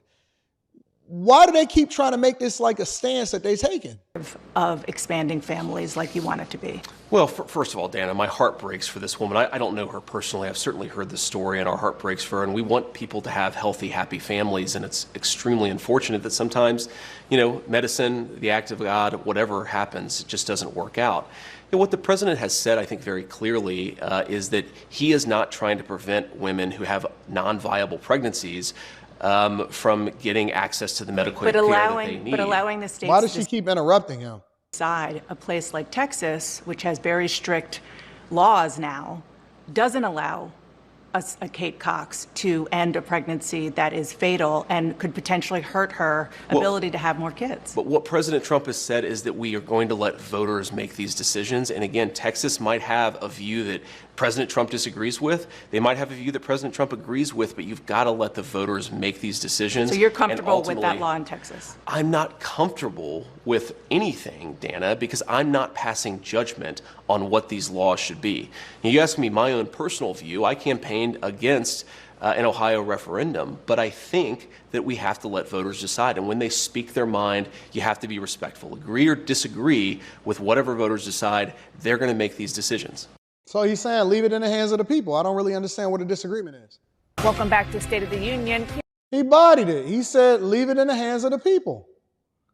I don't really understand why that's such a disagreement. Talk to Republican voters in the critical swing state, must win, I would say, swing state of Pennsylvania. Of course. One of them, Carol Carty, said she was almost a childless dog lady because she didn't happen to meet the right person until... Shout out to the childless dog. Shout out to the cat ladies. She was 40 years old. Another, Joan London, was offended that you don't think she has a stake in the future of the country because she doesn't have children. What do you say to key voters like that?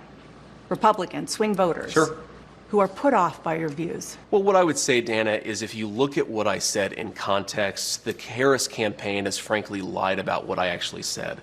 I'm pro-family. I want us to have more families, and obviously sometimes it doesn't work out, sometimes for medical reasons, sometimes because you don't meet the right person.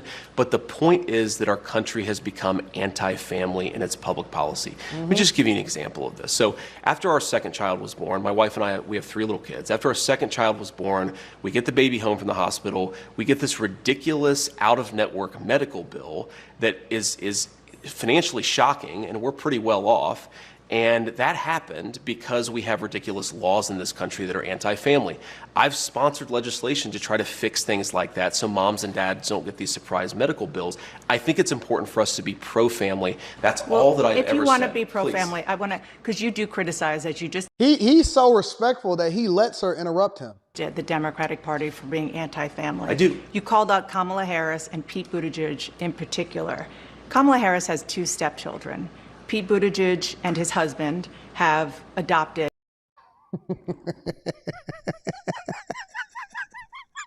Give me a second, y'all. Give me a second, y'all.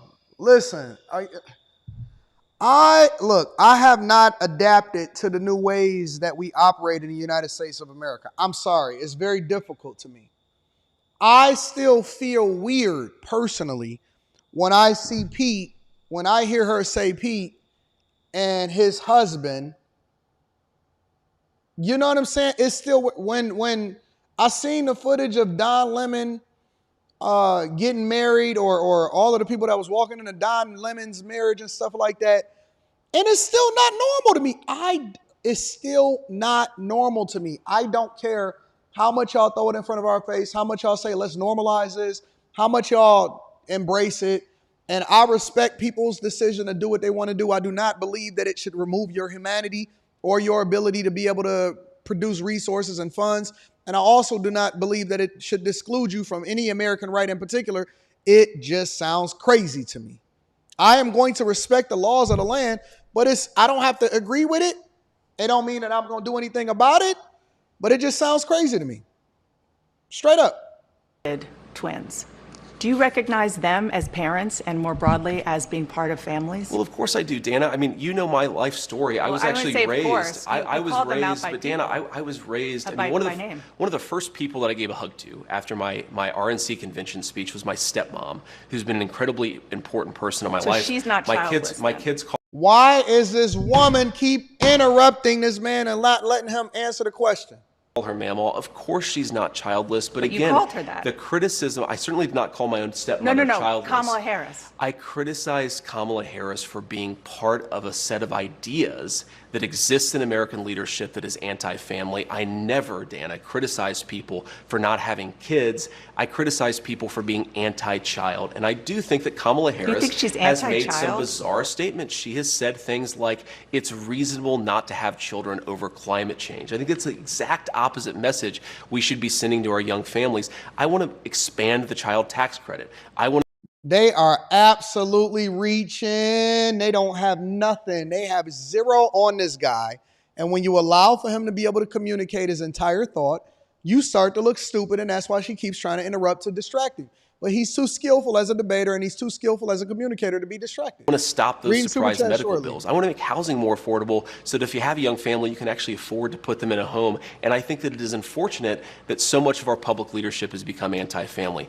One final point on this, Dana. If you go back... She never even let him finish his point about what it was that he was talking about his stepmother, but let's continue. To the COVID era. One thing that really frustrated me and motivated some of these comments is we were at a point where we were kicking kids out of school. We were masking 3-year-olds and putting the masks back on them, even as they were trying to rip them off at school. I think that if we had more people who took the right perspective and had a little bit more understanding of how little kids actually operate, we would not have made so many of those mistakes during COVID. That's a whole nother conversation because no, people didn't know. Related to this because people didn't know as much because it was literally a novel virus. But Dana, you asked me about okay. You've now asked me 3 questions about comments that I made 3 years ago.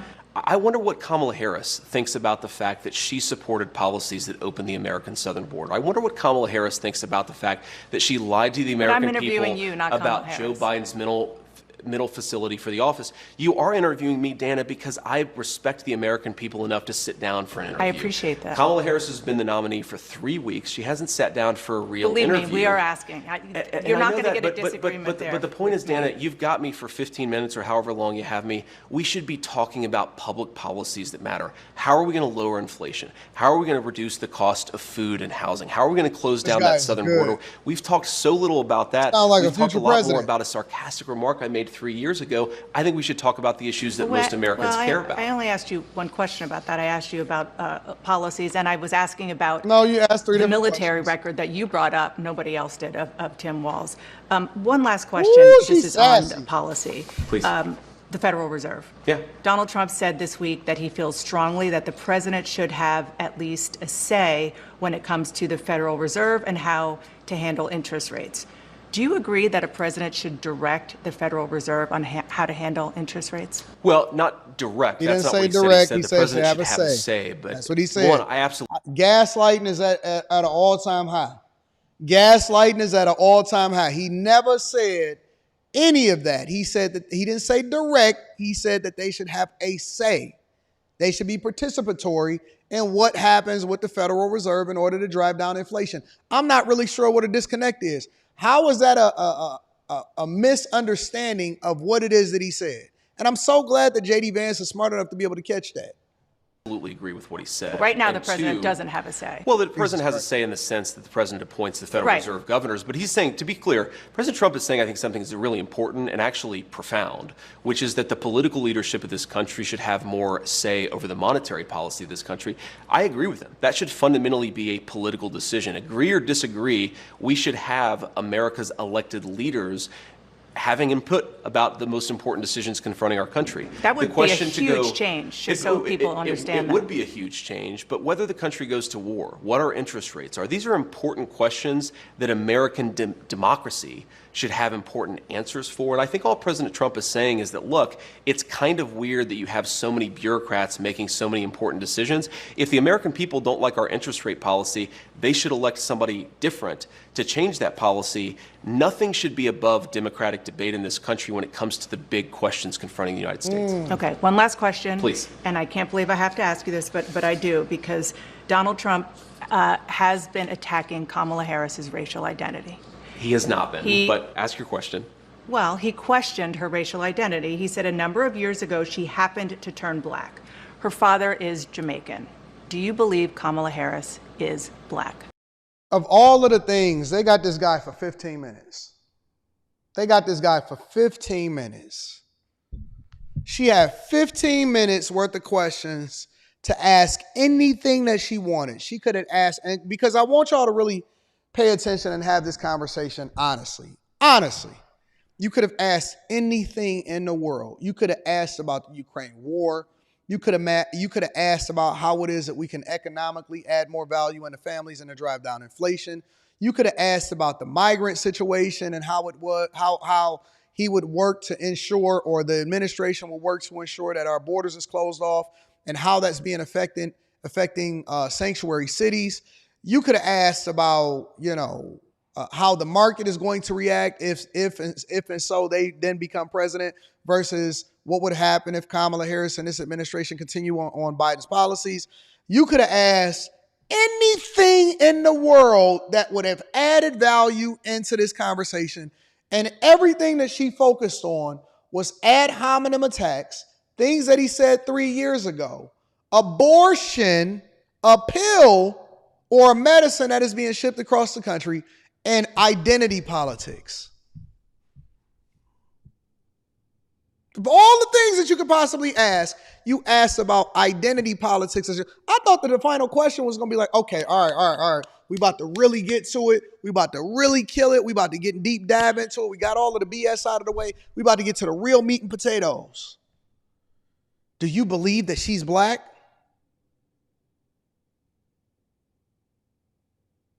Do you believe that she's black? Donald Trump said this. Do you think that he think that you think that he think that he black?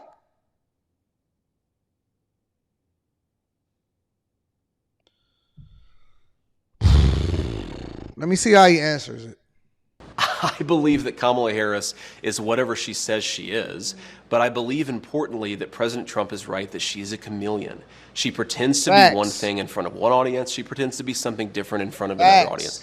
Look, Dana, she's not running a political campaign. She's running a movie. She only speaks to voters behind a teleprompter.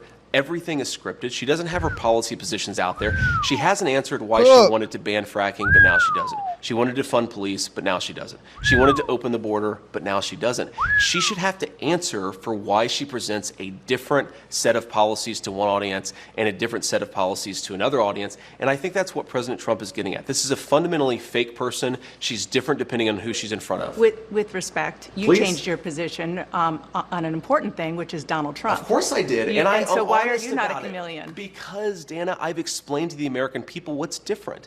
People change their minds when the facts change. They should. But if you want to be the people's vice president or president, you should have to stand before an interviewer and say, this is why I changed my mind. So to everybody who's seen that I criticized Donald Trump, since he asked the question, here are two things. You didn't just criticize him. You said he could be America's Hitler. Well, that's a criticism, and I didn't say that exactly, but set that to...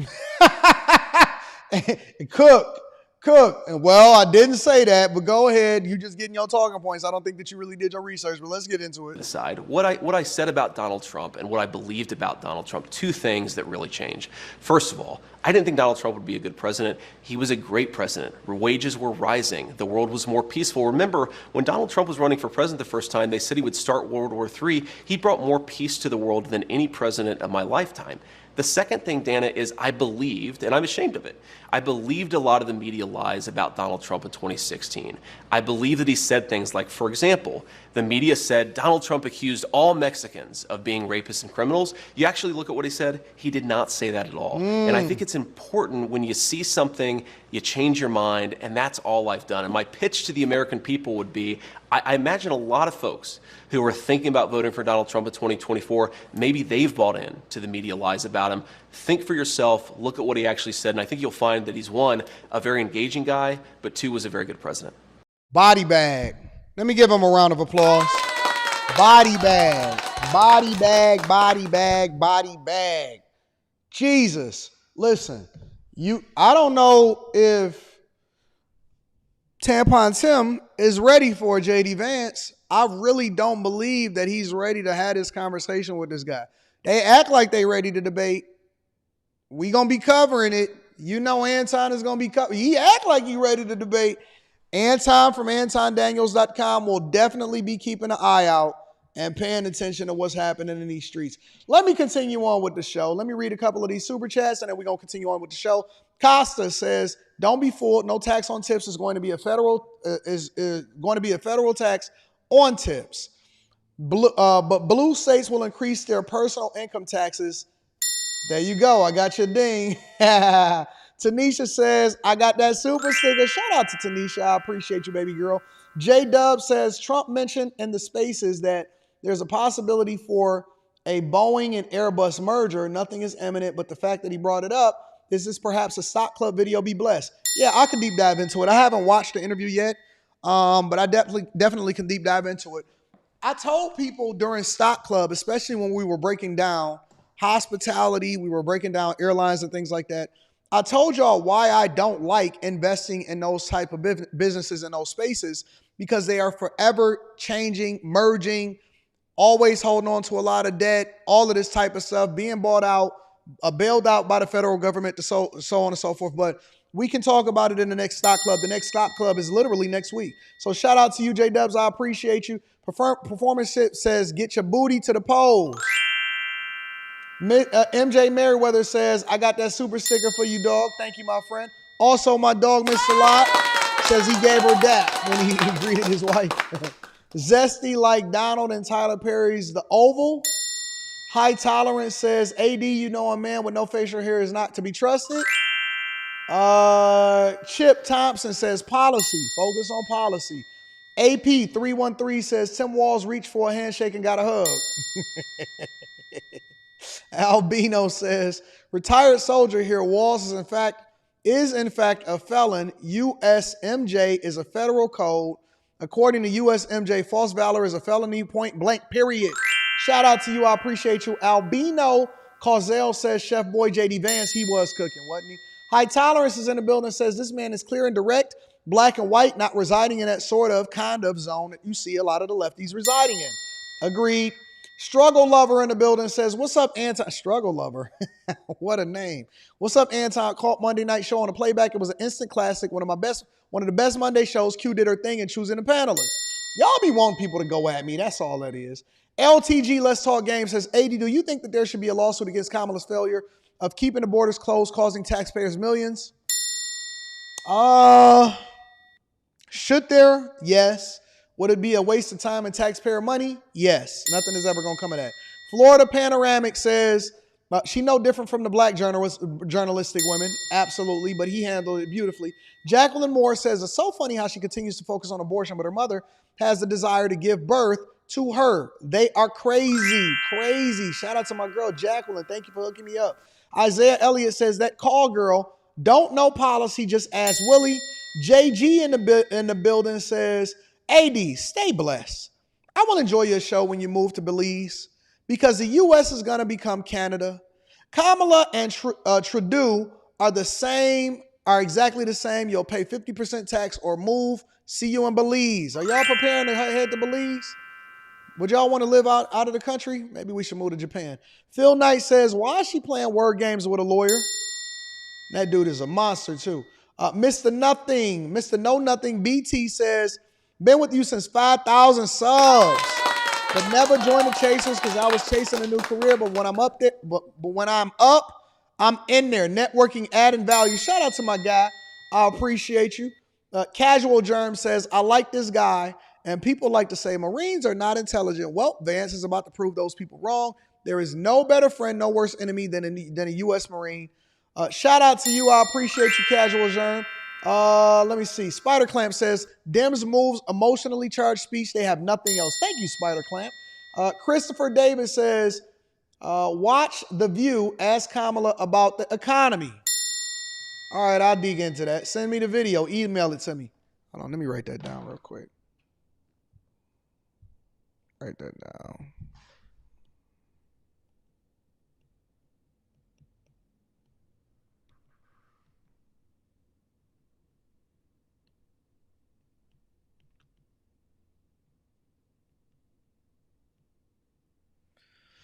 Thank you, GS. I appreciate you for that. I'll research that. That sounds like a great video. McKendy, shout out to McKendy, says, I need that $49 Patreon to be unlocked. As soon as it's unlocked, you will find out about it. Tag Smith in the building says, media goes into these interviews not thinking, how can I ask questions to inform people? But instead, how can I make Republicans look evil? The Gray Way says, funny how he brought up Cam and she said, but I'm interviewing you right now, and proceeded to ask about Trump. It's all hypocritical. Aaron L. says, why is abortion still a top 5 topic? People are starving, border is out of control, inflation, proxy wars, AI policy needs to be addressed, etc. That's one of the reasons why I liked Andrew Yang. High Tolerance says, clowns like Dana will embellish and misconstrue having a verbal disagreement with having a fight. Mr. Joe says, voted for Hillary and Biden not getting fooled the third time. Wow, thank you for your vote. Michael Johnson says, hashtag Kamala's lose Waltz 2024. Love USA. Love in the U. I am an Asian American woman and I will vote for Trump Vance in 2024. For the best economy, secure border, no illegal immigration, and no World War III. Period. Kamala is a fraud. She has not done jack-ish for the last 4 years. Shout out to all of my Asian friends in the building. Aaron L. says, JD is the most competent person in this election. Agreed. I think that the dude is a monster. Let me read a couple of the Cash Apps just to show some love to the people that's supporting me directly. Also, I want to give a shout out to Chris Monroe. Says, keep your foot on their neck, my brother. Thank you, Chris. I appreciate you. And then last but not least, BZE in the building says, hey, AD, do you have any suggestions on books about better communication? I'll have to think about that. I got a whole bunch of books in there about better communication. I think that the best way that you can probably communicate, or one of the things that I do just naturally, just because I'm a YouTuber, is you need to record yourself. Kind of like a video journal. Even if you delete them, record yourself and then watch it back, and you'll see how you sound. You'll see how you communicate, enunciate your words. You'll go back and forth. And I think that the best way for you to, you need to get out to the streets and actually interact with people and cold call them or walk up to them and start conversations. And then B, you should also make sure that you are recording yourself and recording your thoughts. Record at least 5 to 10 minutes of your thought every single day. And then go back and watch it the next day to see what you like and you dislike about how you communicate. You'll knock out all of the the uhs, you know what I'm saying? Hey, yo. You'll knock out all of that. You'll be able to communicate much more clearly, and then it'll translate into other aspects of your life. And then go outside and introduce yourself to people and interact with people on a daily basis. You don't need no book. Just get out in these streets, all right? Let's continue over with the show. So, Dalton, Illinois. I only want to spend 10 minutes on this subject in particular, all right? Dalton, Illinois. Up next, we got Lil Woody becoming a hostile witness. Dalton, Illinois. Lots happening. I try not to speak too much life into having a whole lot of conversations, but when I see stuff pop up in my email and you guys send it to me, I got to address it. So yesterday, the question then became, where is Tiffany Henyard? Because reporters were saying that they had questions and they couldn't find her. Did she disappear? after Lori Lightfoot dropped that bombshell of a report of the limited amount of information that she was able to gather? Did she run out of the country? I seen people on Instagram and TikTok, and they were sending me videos, and I was like, oh man, Tiffany Henyard fled. Now, I did a review video yesterday, and I said, I don't believe that happened at all. Thank you for the super chats. I'm going to read that shortly. I said, I don't believe that she fled at all. I believe that she's right here in the good old US of A. Think about it for a minute, right? Why would she run? Because she truly believes that she's not doing anything wrong. Tiffany Henyard believes in her heart, in the core of who she is, that she is not doing anything wrong. She believes it in her heart. She believes it in her core. She believes it with everything that she got going on in her life. She does not believe even a little bit that she is doing anything wrong. All right? But before we get to Tiffany Henyard and we start to knock that down, first we got to get into the deputy police chief, because he's now been arrested and charged with bankruptcy fraud. Check it out. Starting off with breaking news here at 6, the acting police chief of Dalton now facing federal charges. A grand jury indicted him on bankruptcy fraud charges today. He's a close ally of Dalton's embattled Mayor Tiffany Henyard and the second of her top aides to face a federal indictment. WGN's Jenna Barnes is live for us in Dalton this evening with the latest. Jenna? Ben and Micah, Deputy Chief Louis Lacey indicted on bankruptcy fraud charges. He's accused of concealing his income from creditors, filing misleading statements as they sought to recoup nearly $90,000 in unpaid debts. This all dating back to 2015. He's also charged with making false statements and perjury. Lacey is a close ally of Dalton Mayor Tiffany Henyard, the second one to be indicted on bankruptcy fraud. Henyard ally Keith Freeman faces the same charge, and we're told he is now cooperating with the trustees who were investigating Henyard, and some believe him to be a whistleblower. I spoke this afternoon with Lacey's attorney. He called today's charges a witch hunt designed to get another Henyard ally to turn on her in this ongoing investigation into her spending. That's exactly what the U.S. attorney does every single time. They start with people that they believe that they can flip. They go down the line. They show up at 6 o'clock in the morning when a person is not lawyered up, when a person is just waking up, and they're telling you, oh, I'm here to talk to you and be nice to you and don't worry about it. And you're not under arrest. And then we're going to leave and we're not going to arrest you today. But here are some questions that we have for you. So immediately a person puts his foot in the mouth, and from there, the fish is caught. Is that what they did with Lacey? To a certain degree, yes. Lacey's employment status here in Dalton a bit cloudy right now. Last week, the trustees placed him on paid administrative leave. He told me he was continuing. Look, let me show y'all something. I want to show y'all why we don't censor people, because I want y'all to expose yourself, okay?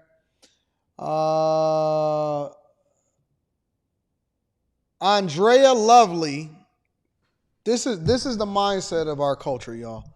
Says, Anton, why you, literally they spelled it Y-U, not Y-O-U, shaking your head. White folks do this all the time. Stop capping, bro. Do y'all be reading what y'all type before y'all type it? Or do y'all just like go with it? Run on sentences, craziness, stop capping, bro. What am I capping about? What am I capping about? I haven't even given my opinion on the subject at all, but y'all so busy trying to run in the race victim Olympics that you're not even objective enough to hear what I'm going to say before I say it. What am I capping about? I haven't even given an opinion yet. We're still reviewing the video, and I'm letting it play 100% through before I can have a conversation. That's number one. Number two, just because you a follower ass motherfucker? So just because somebody else do something illegal, now you got to do it. You want to participate hoping that you don't get caught. Let me tell you the type of person that I am, all right?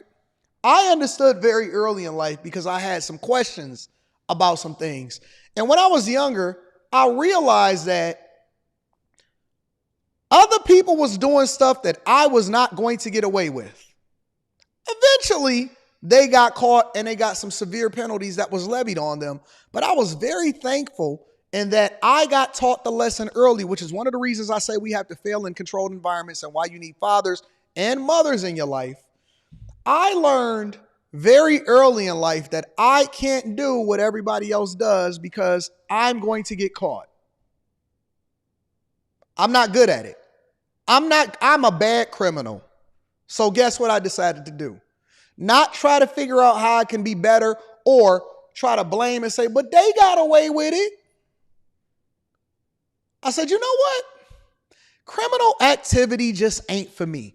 You know why I decided not to sell drugs in my life, even though I was born in Detroit, Michigan, in the 80s, in the middle of a drug crisis? You know why I decided not to sell drugs in my life? I decided not to sell drugs because I realized I would be a bad drug dealer. I was raised in the church. First, I started doing the math and I said, wait a minute, everybody that had never sold drugs and all got arrested. And these dudes is out here standing in the cold and they're not even comfortable. And they making minimum wage, and a raid van can pull up on them at any time, and the ops can pull up on them at any time. But the real like aha moment was when I seen somebody that I knew get killed. And this is with me when I was in high school. And I seen somebody that I knew got killed, right? And I wasn't close to him, but we knew him because you know who was who in the side of the hood. And I remember his name was Claude, and he was fresh. And Claude was driving back then.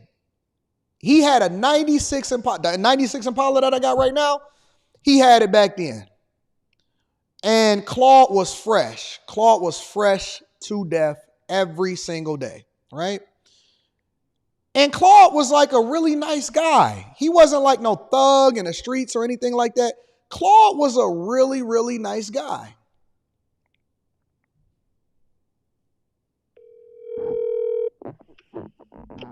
Hello. Yo, what up, Dre? What up? I'm on a live stream. I got a question for you. Yeah. This is my brother, Andre. He 7 years older than me. Do you remember Claude? Claude. Yes, Shay, right? From the hood, yeah. Oh, Claude, light-skinned Claude. Yeah. Yeah. What happened to Claude? He got shot. I mean, he got killed. I mean, what? So it was a fight at Cherry Line, and I wasn't there, so I can only tell you what the streets are saying. But when whoever they was fighting came back and and just shot whoever they seen first. Yeah. I remember Claude by his car. Impala. Yeah, he had the 96 Impala. Yeah. Uh-huh. And he was a cool dude. He was like a nice guy. Yeah. I mean, he was real cool. Everybody liked Claude. That's my guy. Well, that was my guy. Yeah. Man. Yeah. He was at the wrong spot at the wrong time. Yeah. I mean, he was involved, but yeah, he just so happened to stick around by the time the people came back. So. All right. I appreciate you. All right. No problem. All right. Bye.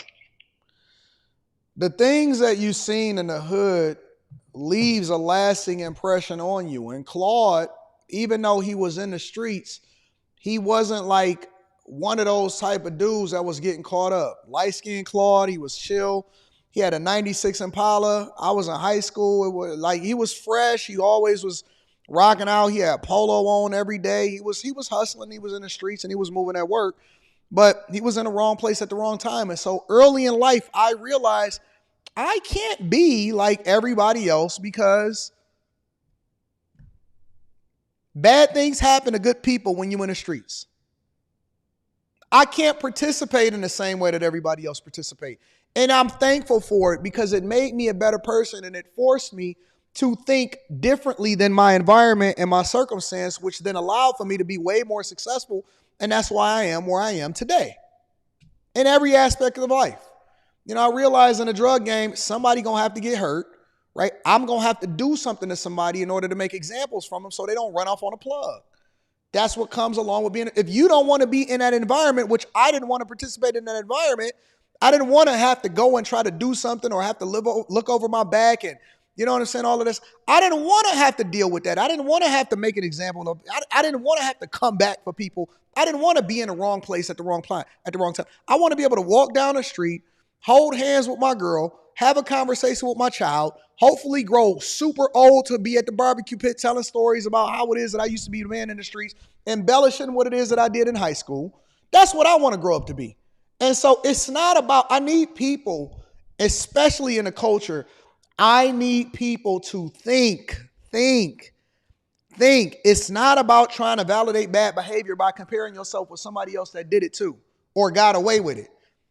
It's about not putting yourself in this position in the first place. When it comes to this guy right here, when it comes to the police chief that ultimately is getting indicted for the bank fraud, guess what? Because he was associated with somebody else, similarly to what happened to Claude, because he was associated with somebody else, he is now one of the people that is catching the bad end of the stick. He should have never did bank fraud in the first place or bankruptcy fraud in the first place, but because he did and he was associated with somebody that is also a piece of trash, now he's catching the L as a result of it. Everybody and everything that's around this woman is crumbling.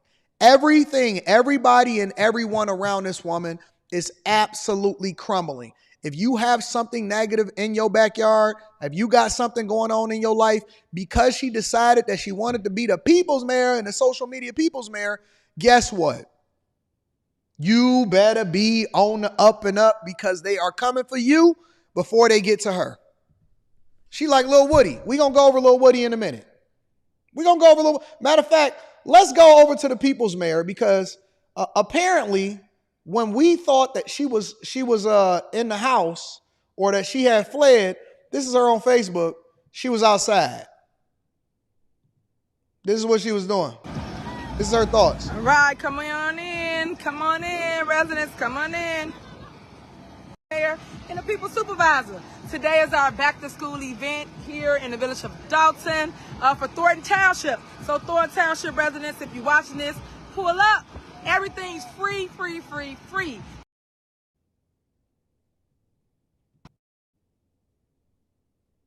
Did I mess that up? Did I mess up that audio? Let me turn around. Ton of activities. So they're coming and they're going to do go-kart riding right now, as you can see. Thank you. You're welcome. I'm glad you love it. Hey.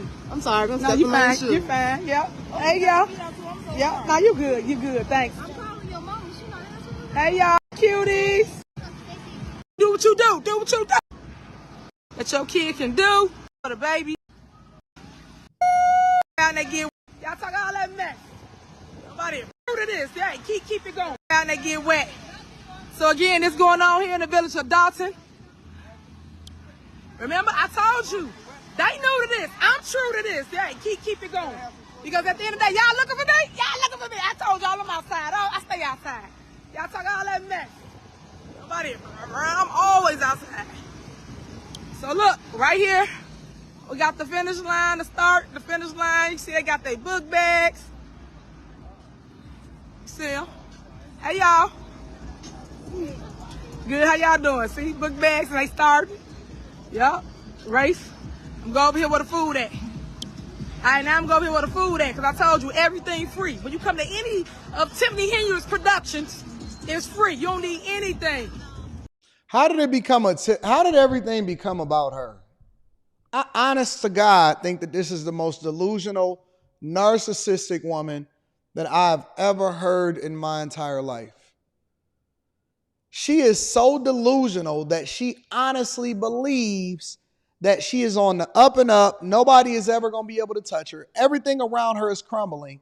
And she's sitting here saying, I ain't going nowhere. They new to this. I'm true to this. The city is in a deficit. It was in a surplus when you got it. The people are suffering. And she thinks she can gaslight the people by saying, I'm giving away, not as though it's coming out of her money.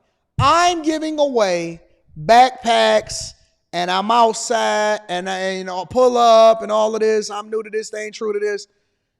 No accountability for what it is that you've done, how you spent the money, no explanations, no receipts, no nothing. But she genuinely believes that she's really real in these streets.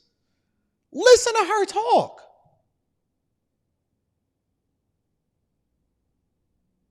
Two Live Crew, hot dogs, burgers, nachos, you name it. They got popcorn, and then you want, come on. That's 14900 Greenwood, Dalton. This is what we do. And they get their book bags up here and turn it around. Thank you. And way, ever give up. You're going to always have people that's against you. You're going to always have people hating on you. You're going to always have people that got something to say, but ain't willing to stand in the fire. So all I can tell my people is, hey, stand 10 toes down, stay boots to the ground, because this too shall pass. At the end of the day, God got me on assignment, and I'm going to complete that assignment. And right now, I got to fight. I'm in a fight. So anybody want to come and help me fight these demons and these evil spirits, please, please inbox me, because that's what it is right now. And you will see me smell like roses on the other side of it all. So at the end of the day, I love you. Ain't nothing you can do about it. So let me show you what's in this.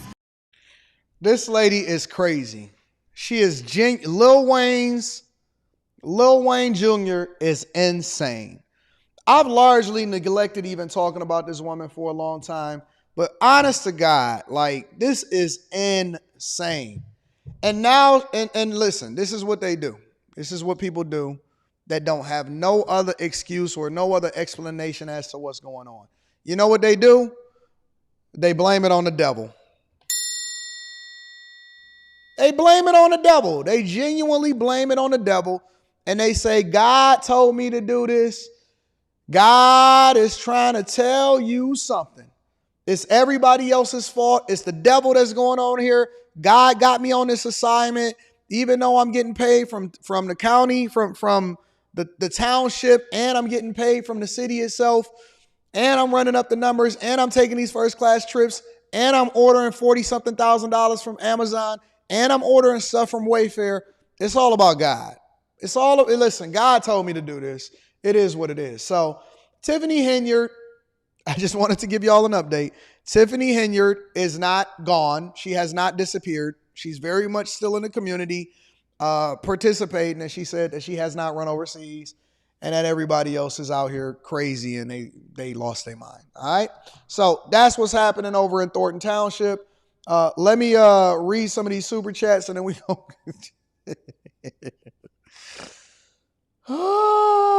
You can vote without ID. I'm still going to go. Shout out to you, Jesus. There's no way you should be able to vote without ID. Shout out to my girl Molly, gave me the super sticker. I appreciate you, Molly, and thank you for coming on the platform last night. Aaron L says, remember we talked about me going for my Six Sigma certification? I got the green belt. Doing my black belt presentation today on track to become a master black belt soon based on discussion with management. Shout out to Aaron L. I appreciate you, bro. Running it up, taking care of business.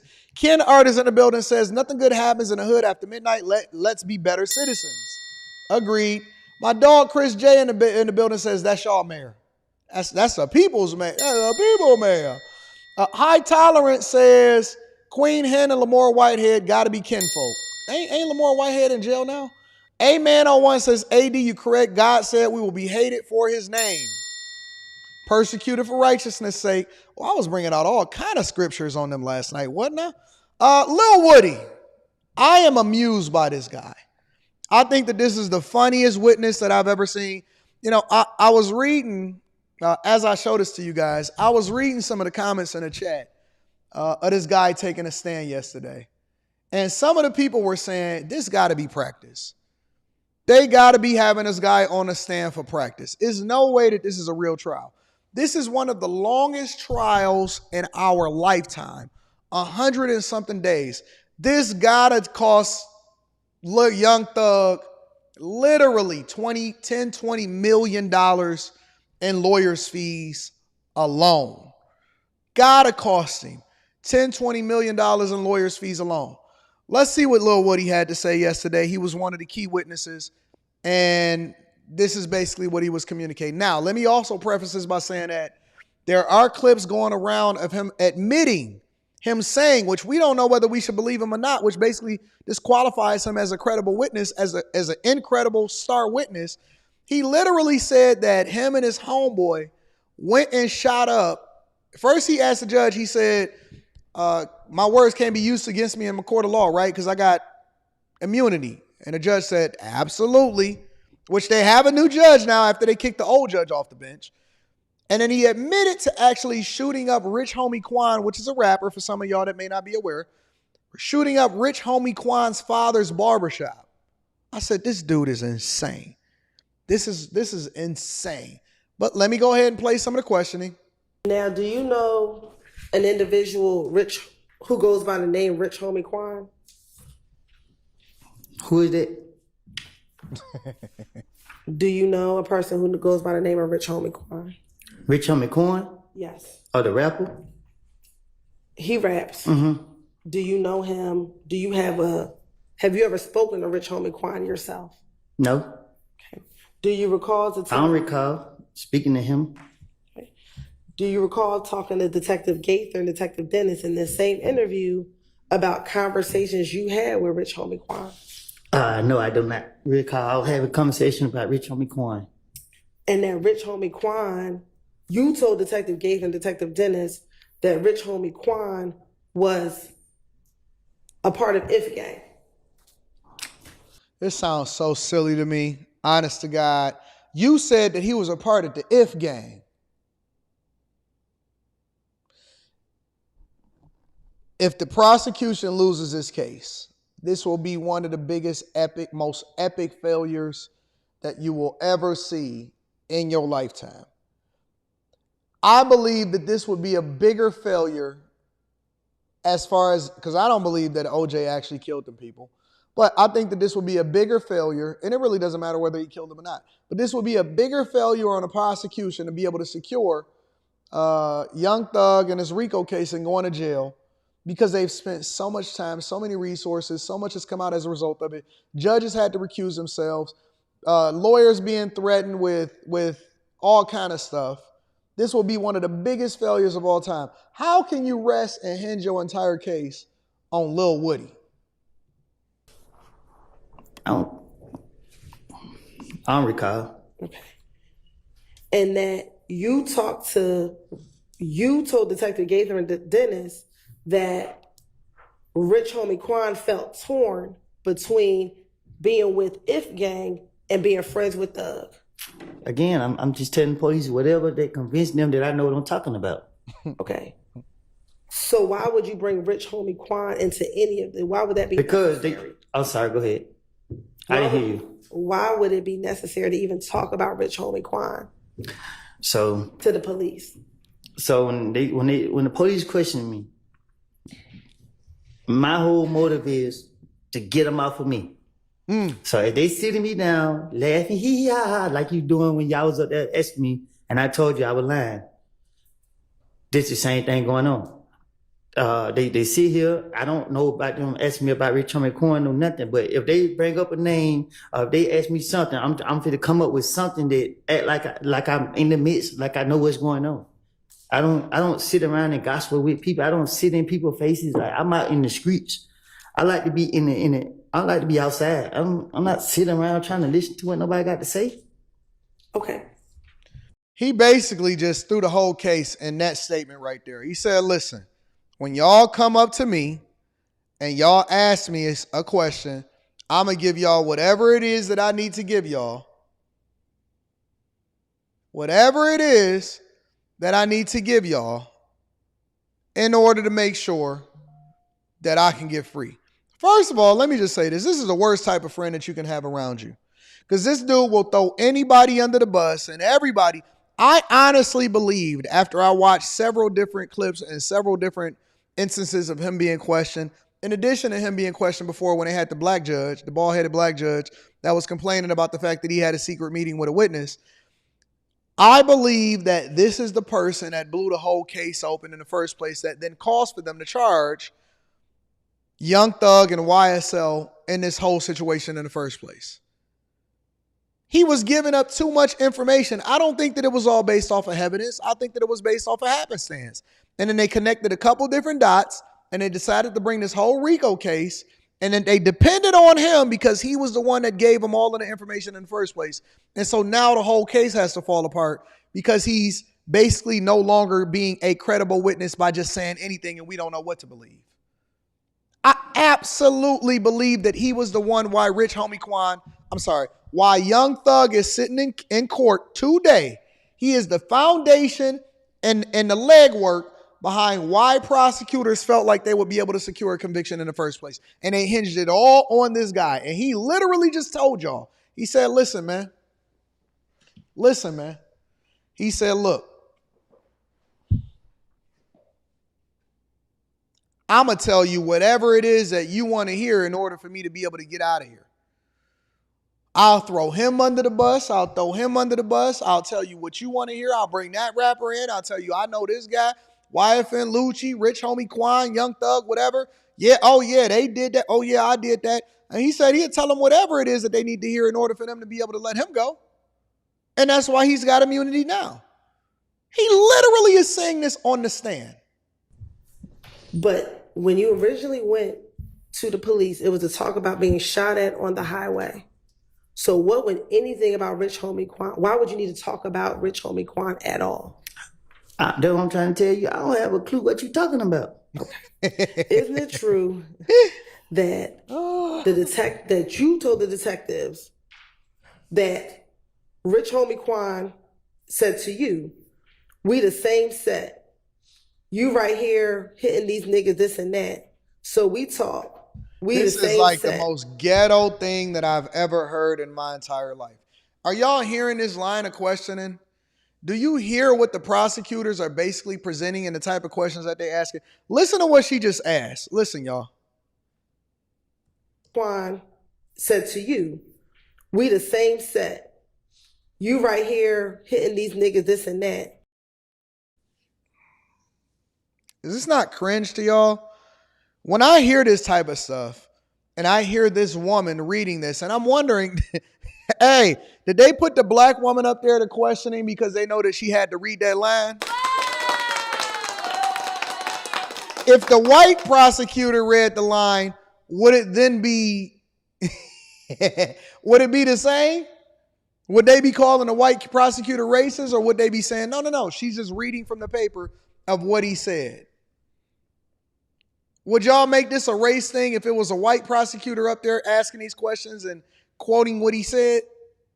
This is so ghetto, man. So we talk. We the same set. I just can't turn my back on them. This like it ain't that, bro. This what you're telling him. You supporting these niggas. Bro, I'm telling you, the more you supporting them, the more they gonna come out and do that. If you leave them alone, then everything gonna go away. And this is what you're telling Detective Gaither Dennis that you said to Rich Homie Quan. So Gaither was a gang investigator. And what she do is she sit in the neighborhood, watch us all day. And she put cases on it. So I know Gaither to sit there and so when I'm interacting with Gaither, the main thing go through my mind is to convince her that I know what I'm talking about. That was my motive. So be bringing up Rich Homie Quan ain't never been like that in my eyes. So for me to be, I'm just trying to make it seem like I know what I'm talking about. They say they want a big fish and he's a big rapper. So shit, I'm trying to make up whatever I can come up with. I don't know. I don't remember what I said to no police. It's all stuff I just, out the top of my dome. You ask me a question right now, I go out the top of my dome and I convince you that I'm telling the truth. Okay, well then they basically said that there's nothing that you shouldn't believe anything that's coming out of my mouth because I could be telling the truth. I could be lying. I could be embellishing. Honestly. And you are talking to a person and y'all know me. You know I don't believe in criminal activity. I don't believe in supporting criminal activity. I don't align with it. It's not a good thing. It's not great. I believe that people should be snitching and throwing other people under the bus so we can make our community safer. I hold black culture accountable for some of the worst things that happen within the culture because we know who the killers and the dealers are. But above all, I believe that we should have and that you absolutely, positively have your day in court and you have to be convicted in the court and the jury amongst your peers without a reasonable doubt. You have to have solid evidence and your case got to be slammed up. Regardless of what we think and regardless of whether or not you committed the crime, it is up to the prosecution to prove their case, and I think that they failed miserably. Miserably. I believe, and this hurts me to my heart to say,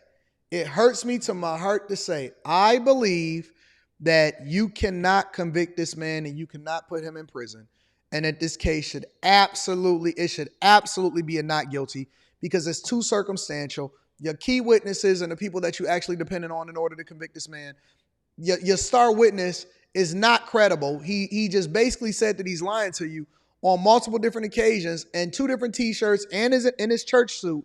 He basically telling you, I'm going to tell you whatever it is that you want to hear in order for me to get released. There's no way in the world that you should be able to convict this man based off of the evidence and the witnesses that you have on the stand. I absolutely think he should be let go. I do not believe that he should be found guilty at all. Not based off of what it is that they're presenting right here.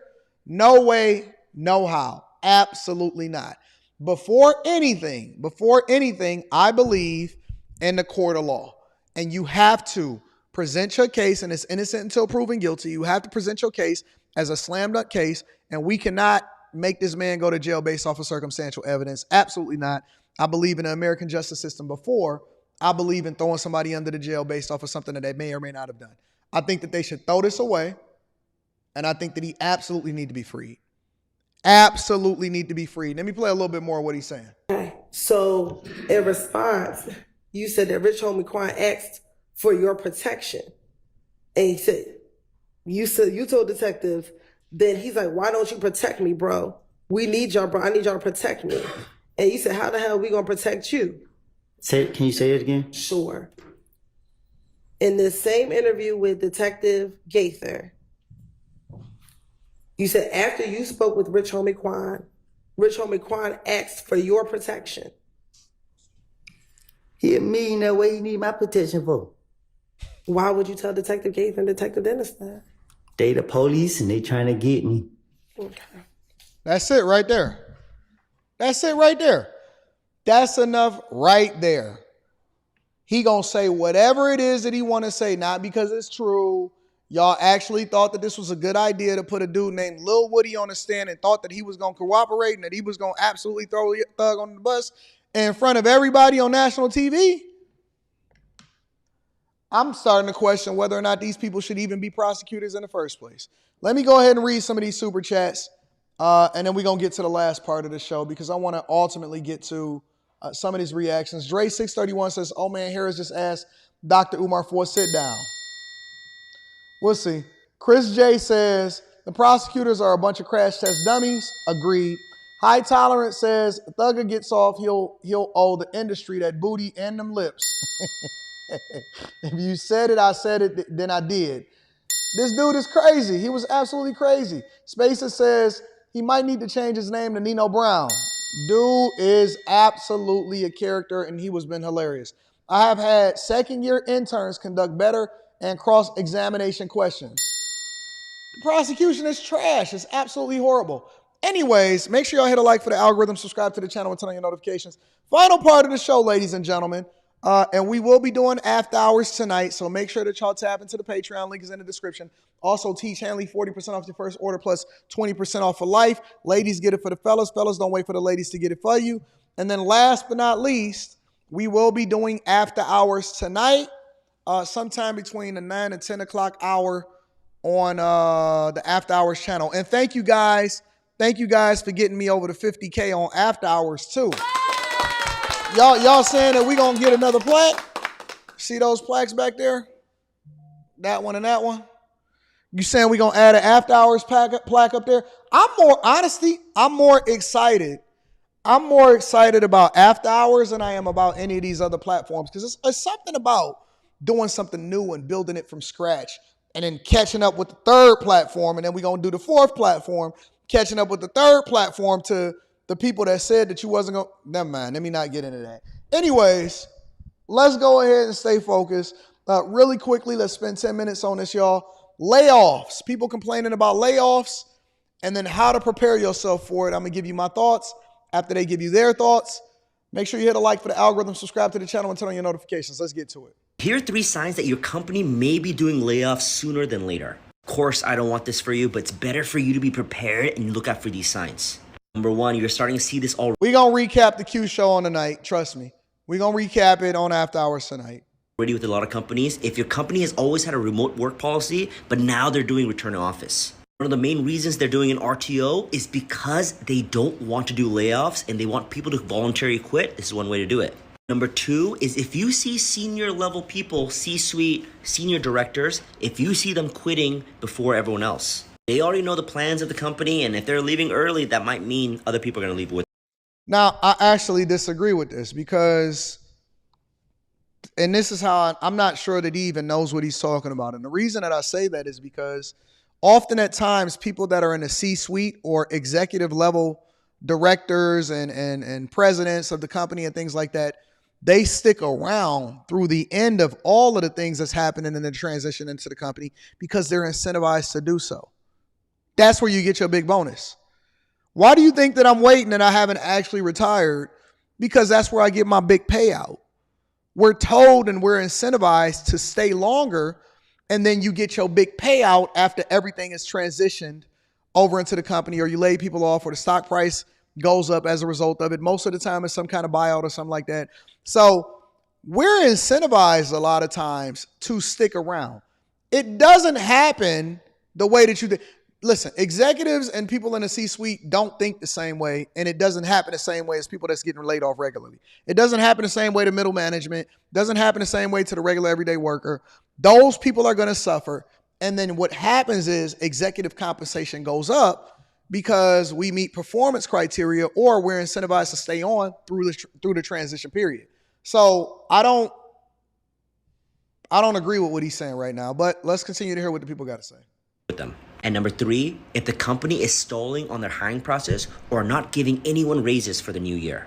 Again, it's better for you to see these signs early so you can start planning your... HR doesn't even know what's going on most of the time until the executives have already made the decision of whether or not they're going to lay you off. Let me go over to the next person. Okay, so in 2020, they laid me off. They laid off about 900 other people in 2020. They rehired, they re-upped, they went public a couple years later, okay? They are doing more layoffs. They've done like 5 rounds of layoffs. And I'm just wondering, at what point do these people start cutting executive salaries instead of cutting hardworking people that they hire? Y'all are so disillusioned. I'm almost amazed sometimes of how far behind the regular average American worker is from understanding exactly how corporate America works. I'm amazed that y'all actually don't really understand the game and you're not playing it to win, and instead you playing it to survive. You think that executives, first of all, executive compensation don't work the same way as it work for regular workers. They don't get a $30 million payout. Their equity or their compensation package is closely tied to the performance of the company. So the reason why they want to trim the fat, or they want to grow the company, or they have to lay you off and they have to do more with less, or they want to invest more technology, which then affects your job, is because their goal and their dedication is to the shareholders. It's not to the workers. I hate to break this to you, but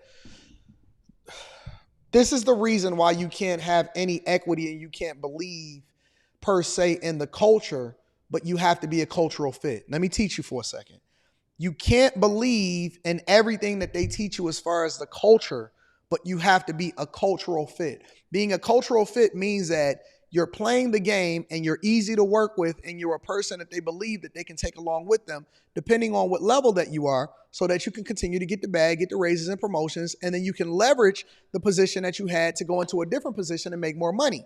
That's why you don't want to wait 20 and 30 years and work for a company for that long. You want to leverage the benefits. You want to get the compensation when it comes to them paying for you to go to school. You want to make sure that you take advantage of the 401ks and all of the matches. You want to invest in the ESPP, which is the basically the equity in the position of the company, as far as putting 10% or whatever it is the percentage is that y'all got inside of y'all company, right? You want to make sure you take advantage of every benefit and then be a cultural fit, not believe in the culture. Believing in the culture means drinking the Kool-Aid. And often at times you'll make the sacrifice at your own behest, and then you'll get beheaded.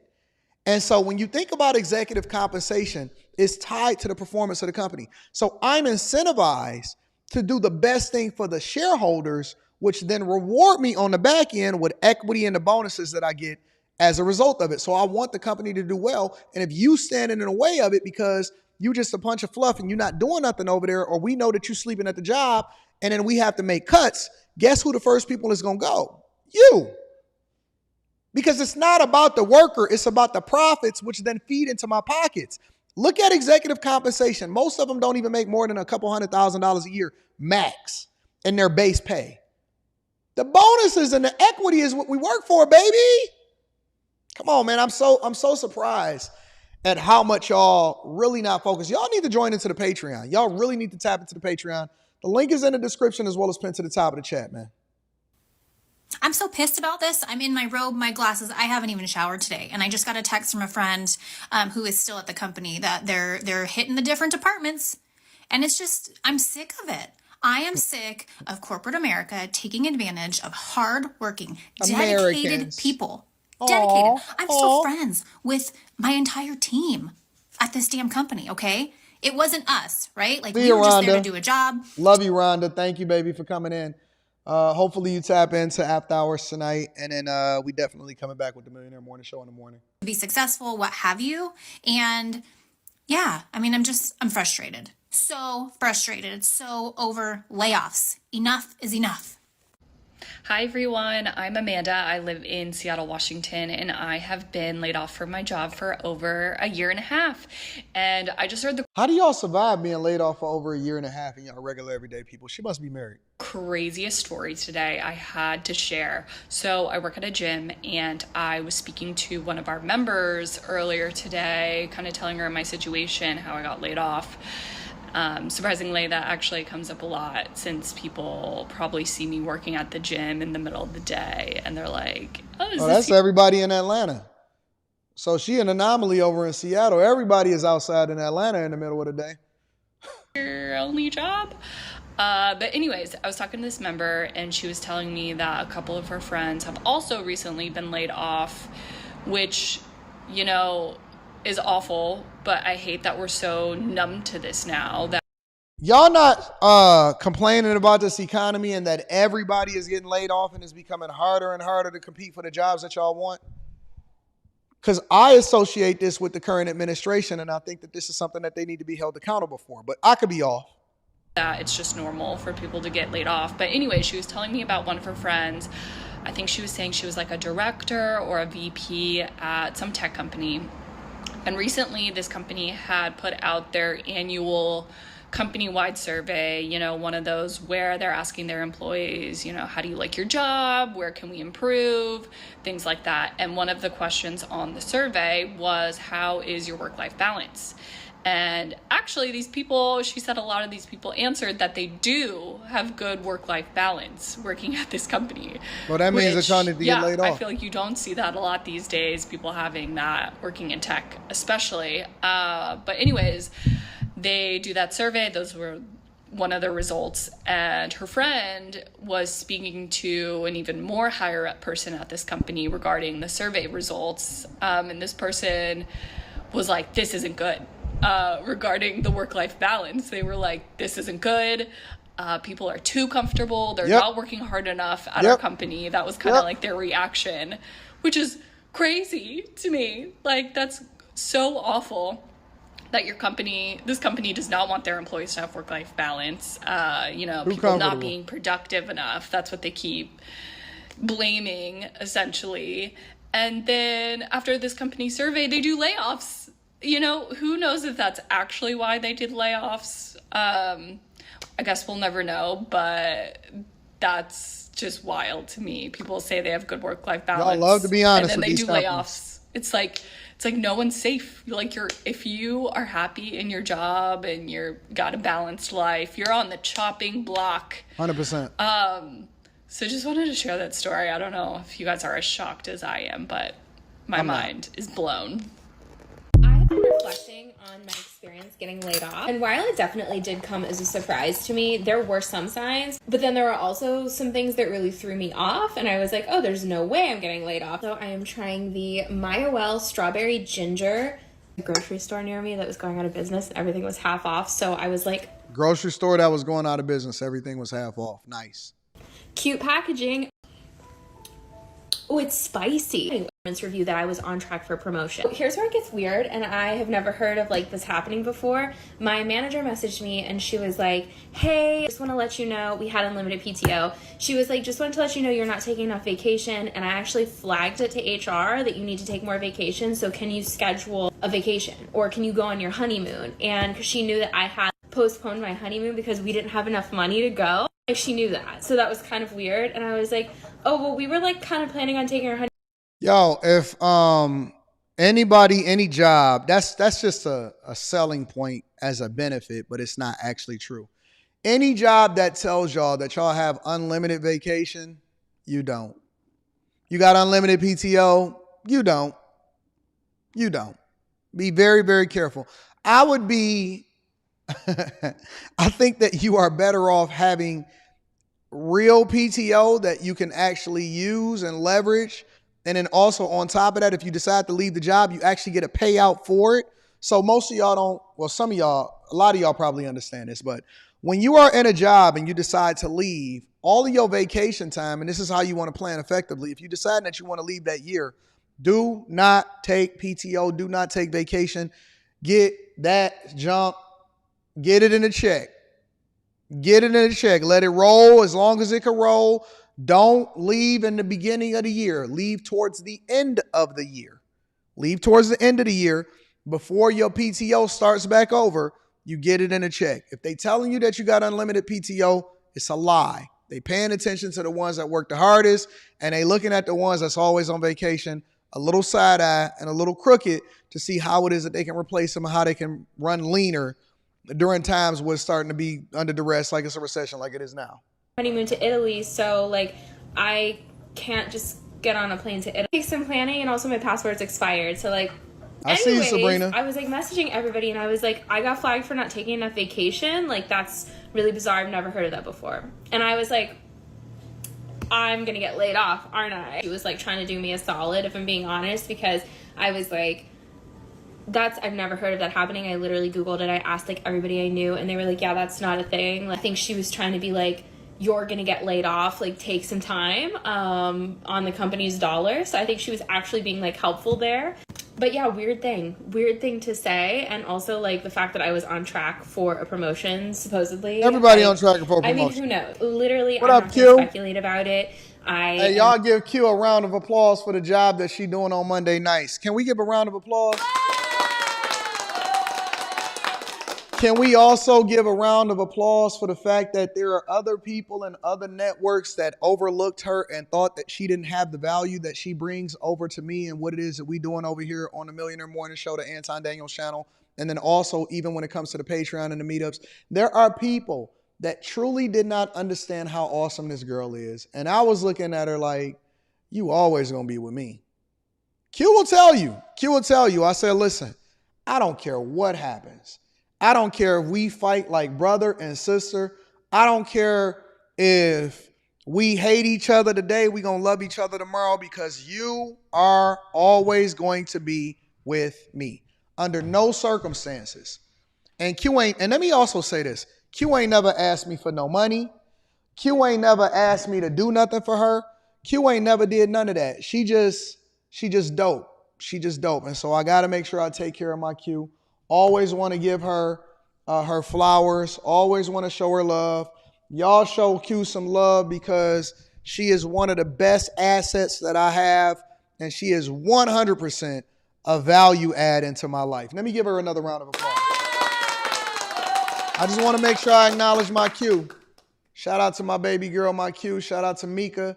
Shout out to Quentin. Shout out to Slimmy. Shout out to all of the people that's a part of the crew that said that Anton, no matter what, we riding with you because we chasers and we not switching up on you ever. Shout out to the real ones and an F you to the fake ones. Y'all know who y'all are. I ain't even got to say y'all name. I'm too big to mention names now. We ain't giving no free promotion no more. F you to them other ones. I'm just trying to like get over it. It happened. Like there's nothing I can do at this point. So anyways, cheers. I just got laid off. As you can see, I was not really prepared. They sent us a last minute meeting invite last night at 7 p.m. and the meeting was 10:30 a.m.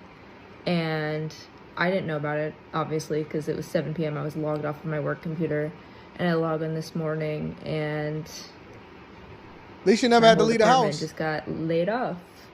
Update, they ended up just calling us all individually and telling us that our employment is being terminated.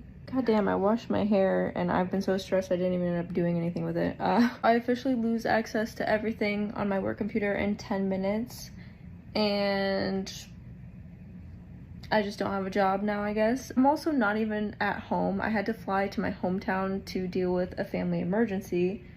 As you can tell, my skin looks atrocious because I've been stressed as hell for the past like 3 weeks.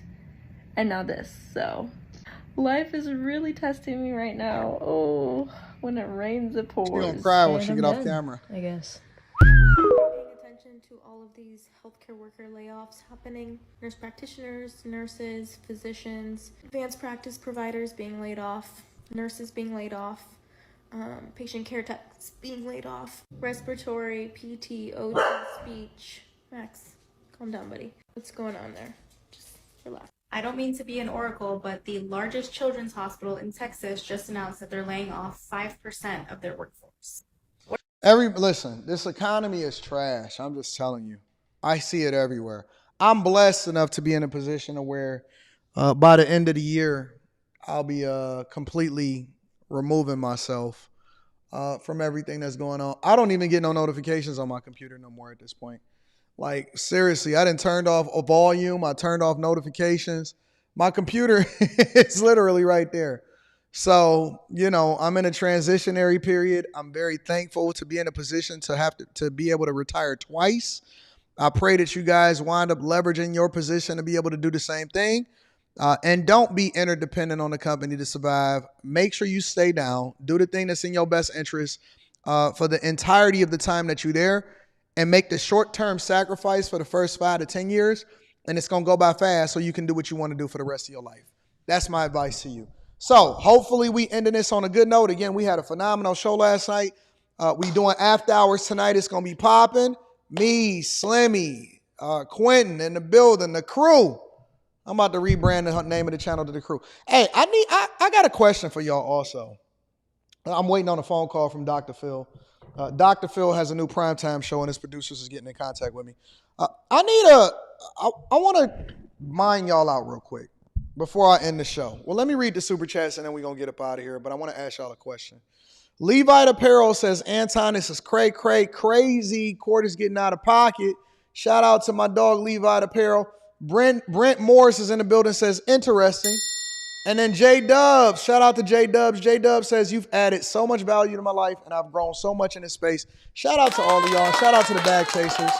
Shout out to everybody that rock out. Make sure y'all tap into the Patreon link is in the description as well as pinned to the top of the chat. My question for y'all, make sure y'all following me on Instagram, TikTok, X. All of that stuff is down in the description. Don't follow no fake profiles that think that they me. All of my profiles is the number one, Anton Daniels. The link is directly in the description of the video, so follow me on all of my social media platforms. I'm active on everything, all right? My question for y'all is, what should I do? What should I do about this other channel? It's taken a lot out of me to create more videos for the Room 9 channel, formerly Don't Do Coke in the Bathroom. One of the ideas that I had was to shout out to my dog, Eric Daniels. I appreciate you. Shout out to our streets, Molly, Kenyatta, everybody, Larry Summers. I'm going to read that shortly. Messy Mathematician. What up, baby girl? One of my spaces, what up, though? One of my ideas, BizQ, was to kind of make it like the Truman Show, to where I just have like a camera on and live streaming almost 24 hours a day, 7 days a week. I decided against that because I don't want people to get jealous of what it is that I do in the bedroom. So what I decided to do is kind of pose it to y'all. Another idea that I had was to make it into a car channel. So I love cars. Y'all know that I love everything related to vehicle manufacturers, Tesla, studying, and all of that stuff. Thank you to everybody that support the platform. And so I was thinking about making it a car channel. I don't know. I do want to do something with it. I don't just want to let it go because I love the things that I built. And it's already got over 40,000 subscribers on that channel. So I would love to get y'all. No, we never doing Fight Club again. We never come doing Fight Club again. Your car says, let it come natural. When it has use, it will make sense. Y'all laughing because of what I said in the bedroom. I don't know what I'm going to do with it. I'm thinking about making it a car channel because that's the thing that I really love. Another thing, I got an editor, so I'm not worried about the video editing. Another thing that I was thinking about was just making it a straight up vlog channel. So day-to-day recording what happens throughout my day, kind of give y'all an inside look of what I got going on in my life, behind the scenes and all of that stuff, what happens when the camera goes off. So I don't know. You said let's not skip past the bedroom part?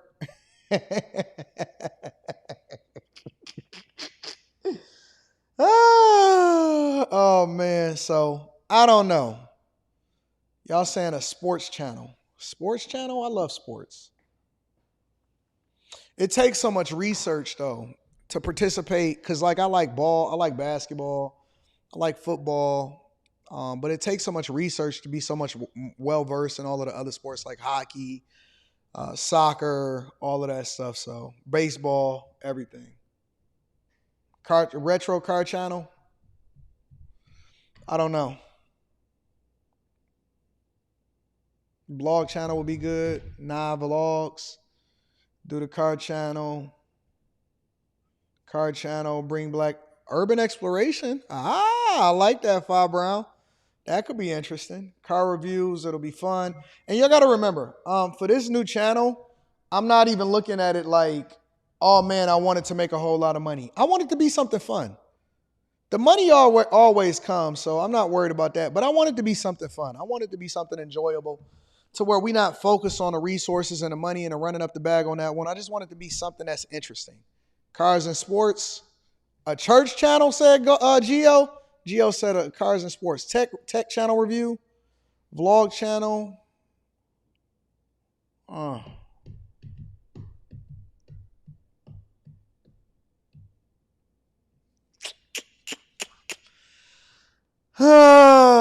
Maybe I can make it a travel vlog and then institute some urban exploration into it also. I don't know. But I will probably upload to it maybe once or twice a week, maybe 2 or 3 times a week, tops. Not every day like I do all of the other channels, but we'll see it. We'll figure it out. All right, y'all. I'm going to take into consideration what y'all saying. Thank y'all for all of the feedback and the insight on what it is that y'all like to see from these channels. LA28. What is an LA28 channel? I don't know what LA28 is. Oh, I know what he's saying. He's saying the Olympics 2028 channel. Yeah. Anton hits the gym. I do. I hit the gym pretty relentlessly. If anybody's seen me and met me in Houston, you know what I really look like in real life. That Stairmaster be kicking my butt every day. I was on a Stairmaster for like an hour last night. That junk was kicking. But right before, that's why I got to take a shower right before I jump on the live stream, because I go to bed right after the live stream on Monday nights. Because I jump on the Stairmaster and then I work out and I lift and then we get it in. All right, y'all. I'll figure it out. I'm going to take time to figure out what I want to do with that channel. But I will try to do something a little more interesting and fun. And then we're going to go from there. So I appreciate y'all. Thank y'all for rocking with me. Thank y'all for always rocking out and holding me down. And we're gonna do it tonight. We're going to do it again tonight. After hours with the crew. And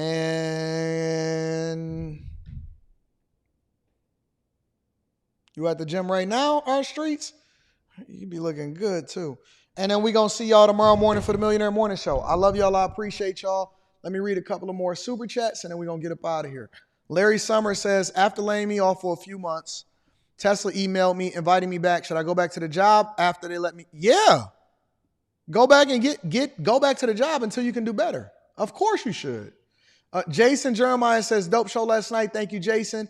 404 Dondrigo says, a Patreon exclusive of the meet Anton Daniels.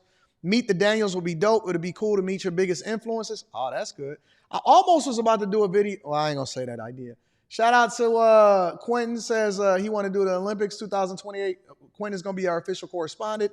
I'm going to fund everything. Black on Black Crime Channel. Oh, my God. I love y'all. I appreciate y'all. I'm going to see y'all tonight on After Hours. Deuces.